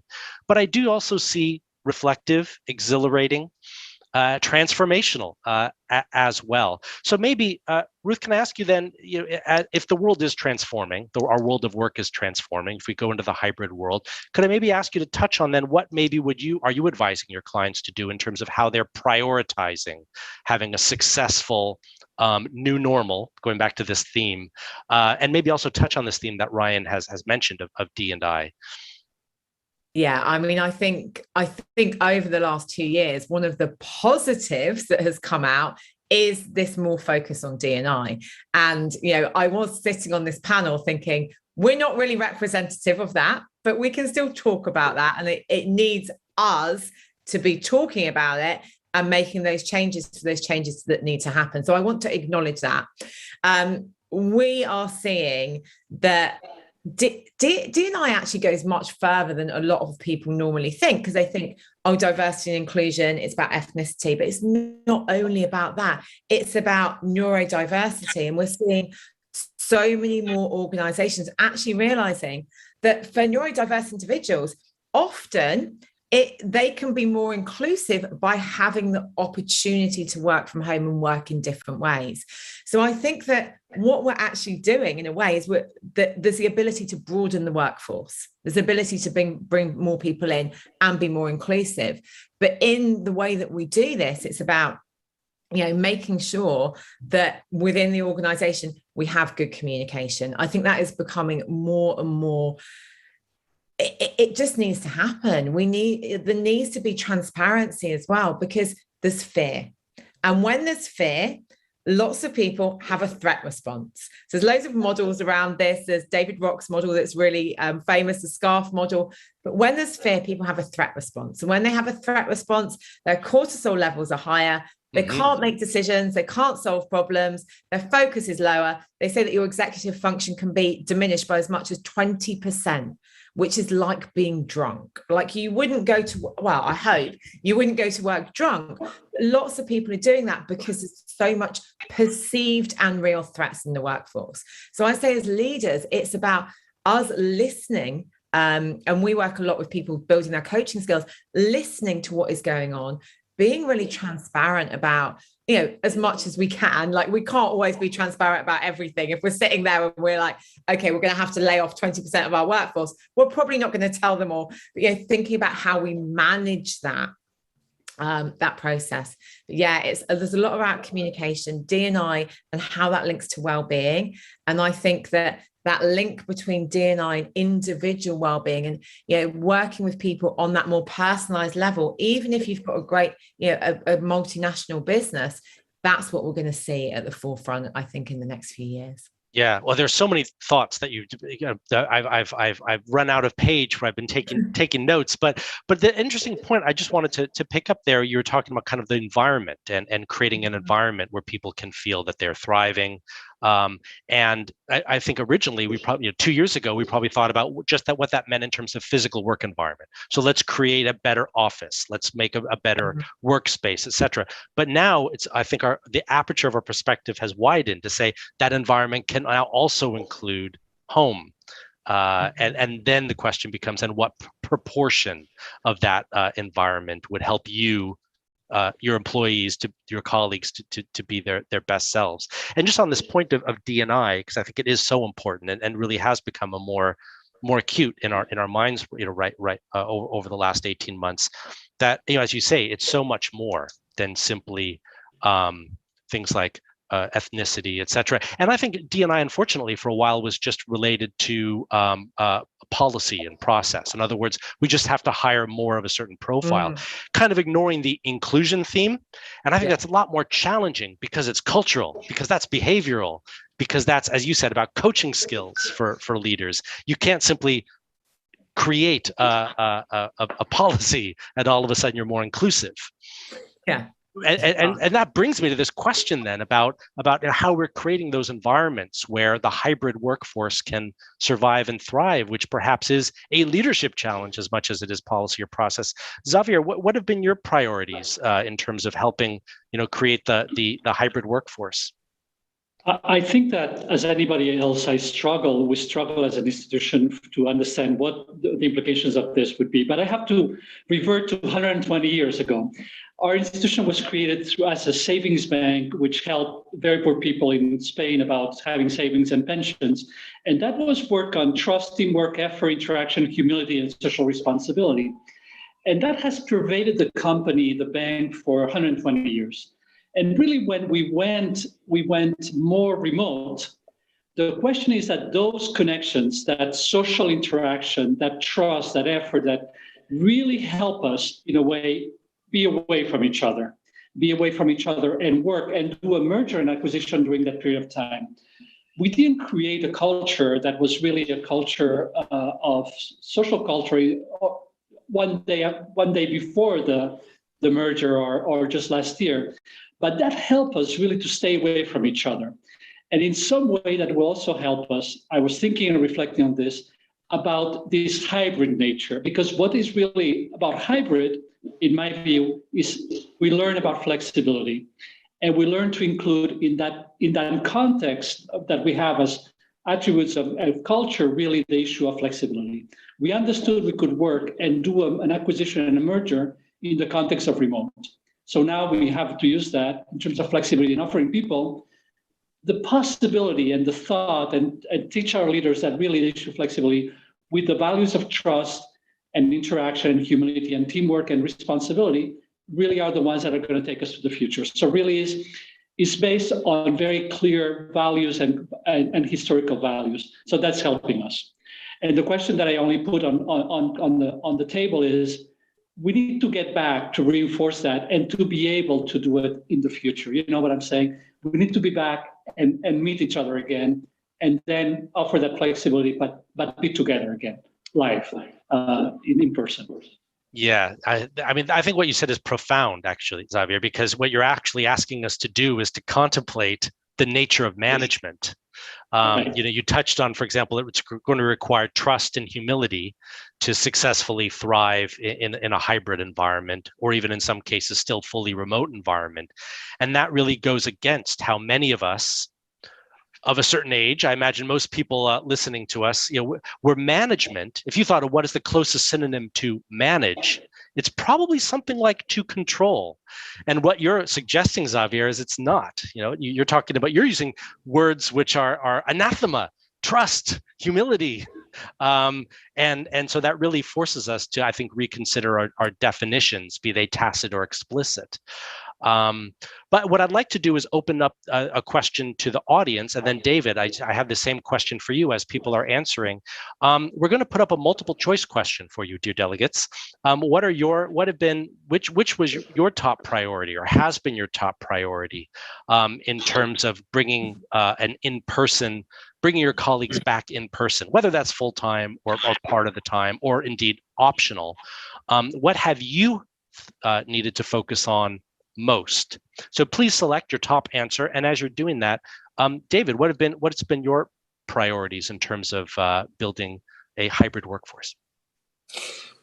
Well, first of all, given the nature of our industry, which is, factories, plants and that kind of life, people have been back to physical work for 80-90% of people. Huh? So that's the first reality. But of course, we implemented a hybrid work as much as we could, as much as we had to do. I think there are two dimensions in hybrid work, and at least this is the way I work with the senior leadership in the company, the CEO, the CHR on that right now. There's one dimension that everybody mentions is the dimension of what could limit the development. So well-being, trust, authoritative of impediment to implement hybrid work. And that's one dimension. But I think on hybrid work, there's a second one, which we don't measure very well because we don't have any time. We don't have the long experience of time to look at it, which is the extreme complexity and value of human interaction when we meet. And what you see is that, and it's normal, companies tend to react immediately on, am I going to control or not? Am I going to see or not? And that's one element. But to see what, the result of what work. And I think I'm asking that to my colleague from the merger and acquisition purchasing company this year. We can do a lot of things in the short term virtually. We can do a lot of things in a hybrid setting in a short term. We cannot crack extremely complex problem between each other in the long term with that. And I think we're going to learn how to rebalance what we do as complex interaction, which we have to do in person. And today we do it, but it's better than not being able to do it. It would be so much better if we could be next to each other.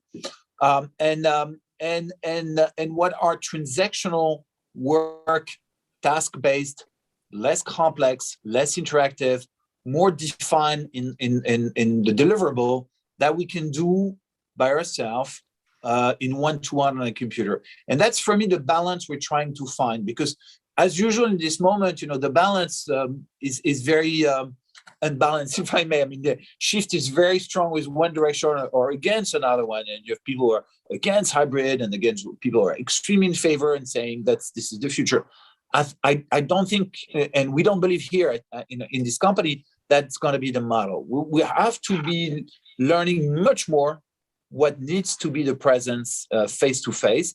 And I'll give you just a very funny example. I met a guy this morning from IT I've been working with for a year and a half. And I only see the guy through that little lens. And he's a security guy. And I always had a perception that he was a very conservative and controlling guy. And we've been working on project together. And for the first time today, I meet him in person. And first of all, he's much taller than I expected. Second, he has a very warm style and he's very engaging. And my first physical reaction was to say, hey, you're much taller and you're much nicer. And you know what he said? Oh, you too, huh? Because I thought you were terrible. And so the interaction and the body language and everything that makes a rich interaction is something we need to focus on for the years to come. Yeah. It reminded me of someone once asked Hewlett-Packard senior executives in their heyday, how do you make such a high-performing culture? And they said, we spend a lot of money on it. What they meant by that is spending money getting people together, flying Absolutely. People in from all over the world Absolutely. to physically see one another. Well, let's shift then to this theme, because we're there now of high performing culture, which is of course the title of this panel. How do we build a high performing culture? And what we're layering on there is this new normal of hybrid work, of where all these additional themes have become ever more acute, like diversity and inclusion. And in fact, there was a question which I certainly didn't lose that someone posted in the chat: is how do we build that high performing culture, focusing on diverse teams, on possibly remote teams?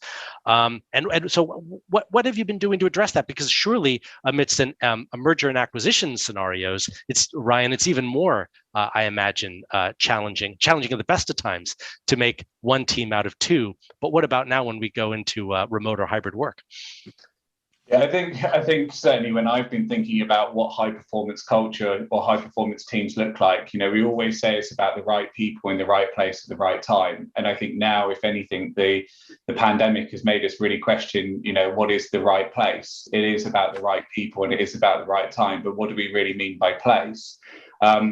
It's pretty wrong to say, but I think a benefit out of the pandemic is it really has opened our minds up to looking at how we look at talent in different locations, which, coming back to the point that we were making before around D&I, not being linked to a specific building, being able to look at remote talent has then opened up talent pools to people that were not able to go into the office 5 days a week.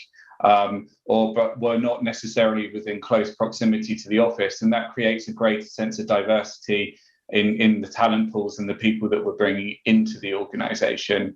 I think one of the other key areas, and Ruth, you touched on this around communication, but I think one thing that we have learned and we're continuing to learn is the power of peer-to-peer support networks, and not necessarily taking a top-down communication approach to say, we are going to be doing this, we will be going to open this office, and ways that we can get communication back up to our executives to make the right decisions. Having virtual water cooler sessions to shoot the breeze or to create opportunities for new ideas or to provide feedback into how we may make future decisions going forward. That's also allowed us, from a D&I perspective, to see these employee resource groups come together.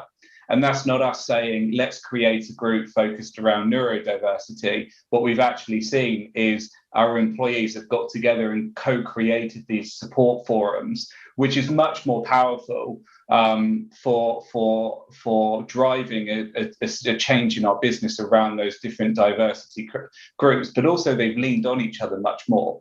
And then we've been able to tap into those communities to really understand, what are our employees saying? What's the feeling around getting back to the office? What percentage of time do we see people coming back into the office? What percentage of time do we expect people to work from home, or do people want to work from home?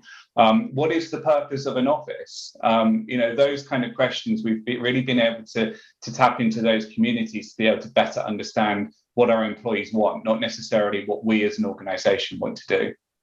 Yeah, I mean, that is interesting, right? It does make us ask these very fundamental questions, which perhaps we took for granted. Certainly, I can't say until very recently was I asking myself, what is the point of an office? Why do we have to, for example, recruit just within our this geographic radius? And when we asked you, all of you who are listening, what you're focusing on, you've mentioned top answers: brainstorming, team building.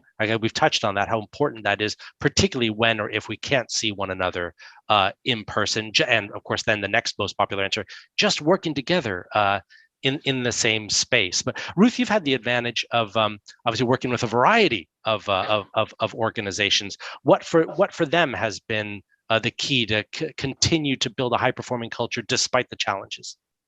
Well, actually, it's interesting what Ryan was just saying, because the organizations that we see that are doing, probably really responding the best, are doing things like Ryan said, like they are getting the employees to co-create those teams. So rather than it being that directive top down, we want you to form like a group on neurodiversity, there is the opportunity and the space for people to come together, and that peer-to-peer support is really important. So we're finding that is something that is really helping a lot of people, giving leaders the skills, so up-leveling them with coaching skills and helping them to step away from, I can't remember who was saying about the control, but stepping into a leadership and management style that is more about autonomy and less about control. And it is about the leader's flexibility to do that. And it's really interesting, because you've probably seen this as well, that some people hypothesize that the older leaders will not be able to do that as much, but it's not. It isn't about demographics, it's about agility. And I think it's also about the security that the person feels within their role and their team and their organization too. So really it's about when we're talking about place, it's about realizing that the thing that makes the biggest difference in the culture of the business is how the leaders are. We realize that people are looking up to the leaders the whole time, and the leaders are modeling. So if the leaders are saying things like, I'm working from home, I've got my kids, they may come in, that gives everybody else in the organization thinks, okay, I don't need to worry about my 3-year-old coming in to say something because it's okay. Or if they're saying, actually, like, working from home is quite challenging for me, I quite like to, if they're able to model and be vulnerable and open with their teams, we're finding that has got the biggest impact, because you can write down a policy, but it's about what that lived experience is. And people always look. So it's about looking up and modeling at the top, but it's also about giving people that autonomy so that they can actually support each other peer to peer too. Yeah, I know when we first entered lockdown, many people were saying at first they thought, oh, all of a sudden now, I have this autonomy. At the same time, I think many of us struggled with where does work end and life, home life begin if they're all in the same place. So it's interesting when we say, well, let's give ourselves permission. For example, if home might intrude, the cat might wander across the keyboard. I have never seen, by the way, on the end of emails until very recently, I'm sure you all have seen these now, this little message saying, my work hours may be different from yours, so I don't expect you to respond right away, or I never saw anything like that a year and a half ago. This is a new evolution in terms of expectations. But on this point of autonomy and trust, Xavier, can I come back to you, because can I be provocative for a moment? Surely in your industry, you're far too regulated to allow for autonomy. So if truly autonomy and trust is the way forward, how do you do that? I think I'm picking up where Ruth was leaving it. It's a function of how do actually leaders behave in terms of their teams. When you have, and Ryan was talking about that too, but when you have a huge merger and the whole team, at least 10% of the institution is focused on that, it's impossible to control it from the standpoint of doing everything hierarchically. And you have to work across, and you have to learn how to work across. You have to learn how to do that, and you have to have a type of leadership like Ruth was talking about. It's a type of leadership that offers more flexibility, that offers a certain sort of teamwork that you agree. You don't count the hours. You let people do their work, and actually, that is very embedded in the culture of institutions. You cannot have it, as I was saying before, overnight. You build it over time.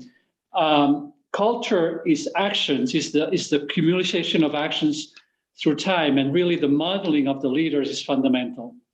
So what I'm happy about is that we did an acquisition in COVID time and in remote, and I'm very proud of it, and really a phenomenal time and in record time. But it has to do with what we built over the years. Now, the question is, instead of putting this in terms of how bad is it going to be in the future, what's the problem of coming back and hybrid work, is what are the advantages that this experience offers us to build in the future? And I think also, I think Ryan was talking about that. And I think it's about taking the opportunities, learning from the lesson, and taking what's best from that lesson and bringing it to the future. And that's my point. Yeah, I've written down what you said, how, culture is accumulated actions. It reminded me of, another way of saying that is it's shared behaviors, which is so, elegant in its simplicity, but you remind us that it takes time.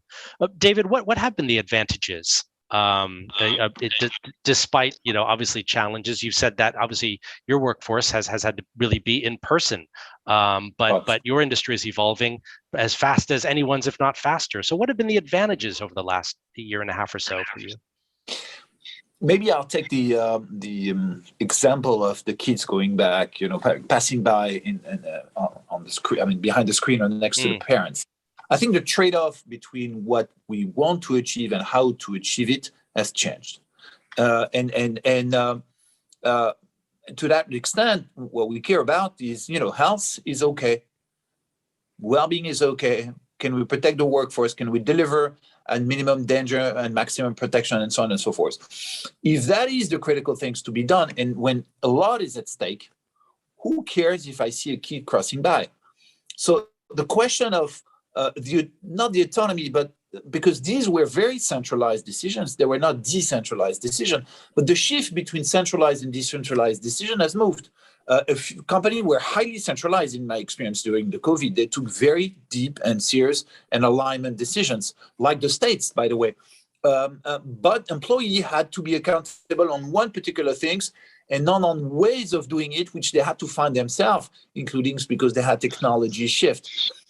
So that's, for me, is a very great benefit, is the benefit that we don't get confused between the what to do and how to do it. If they do it after the bath of the kids, if they're doing between 2 and 4 and then they go for jogging, is that a really interesting question for me to ask? No. If they're not doing it, that's a legitimate question. And so we refocus on the essential versus focusing on for me, what was a big part of the personal dynamics or the way of behaving or their personal life, which they have to cope with, and it was at stake a lot. So I think that for me, is the benefit. For me, a high-performing culture, I will take the 3 words in simple things. You need performance needs that you focus everyone on what matters, and not bureaucratic problems, not processes for the sake of it, and so on and so forth. So you focus people only on what matters. You want a result, and that's what you want to have a performance about. The second thing is honesty and transparency on discussing about that. We're not always high performing. We're not. It can't be. So we should create an environment where we can discuss about the targets, the goals, what we need to achieve, and how to improve that all the time. Because once we're going to fix something, something else will be unfixed, and so on and so forth. And third, for me, and that was mentioned in the set of action, I love your definition, Xavier, of culture, how you create rituals that all the time people look at the good question. They look at the good problem. They don't spend time on details and things that are purely the result of let's say, bureaucratic effect, as I would call them. And that's, for me, is essential. The role of the CEO, the leadership, is to put everyone on the good question. And that is going to role model a culture of performance and openness versus a culture respecting processes, respecting rules just for the sake of it. And for me, the positive effect is when you have a crisis like that, when your sales drop by 30%, when the health of your people are at risk, you cannot spend time on irrelevant problems. They disappear. And hopefully it will take a bit of time before they reappear. So, and if we can keep our focus on that, that would be wonderful. Yeah, indeed. Well, we have 1 minute left, and let me actually then turn to this point of health and wellness. Ruth, can I return to the theme, because you raised it before, and how, inevitably in these shifting sands, if the roles of personal and professional are blurring, that can cause stress and anxiety. So how can we ensure a healthier, a more well workplace? Last half minute to you. Boundaries and expectations. So, when you were saying about people saying when they don't work, that's really important. Also, starting to have those conversations about how we can get the best out of our teams. And the number one thing, and this is actually the number one reason why people don't perform at work, is because they don't get enough rest.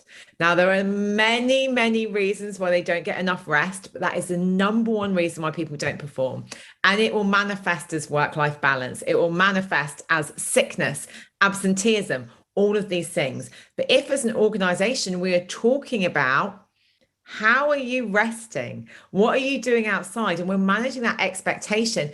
Again, it's about the rituals and routines, but that is actually the number one reason that people don't perform at work. It's the number one reason. So that, I think, needs to be the focus of our well-being policy, talking about rest and boundaries and expectations. And I think that when we do that, and we can do that from a neuroscience or brain health perspective, it makes a real difference to the work culture and the work performance. I think that's so true. And 2 words you don't hear a lot in the workforce, but I hope, if anything, our lockdown experience has maybe brought back words like renewal and refreshment into our normal workplace culture. Well, wherever you are joining us from in your workplaces, including home, thank you for joining us. Our panelists, thank you so much for joining us today.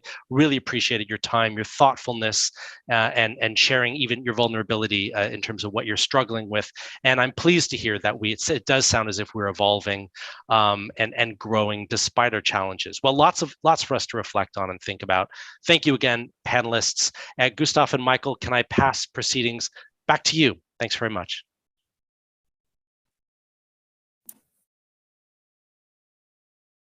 Well, thank you very much, Adam, and thank you to the panel. As you said, talking about high performance in a year which has been both a nightmare, but also very inspiring and very exhilarating, giving us a lot of things to think about for the future. So that brings us to the end of our panel discussions. Thank you very much to all of our panels, and thank you to all of you for the very, very good questions that you sent in. They really did help keep the discussion going. So thanks all for your participation. And finally, a last word from you, Gustav. Thank you very much, Michael. And thanks for taking us through this fascinating journey this morning and connecting the dots. I do want to echo and extend a big thank you to all panelists and all facilitators and all of you who've joined in for the sessions this morning. It's been a content-rich morning, and with several thought-provoking panels and really inspiring to hear so many different perspectives. I hope you all feel the same.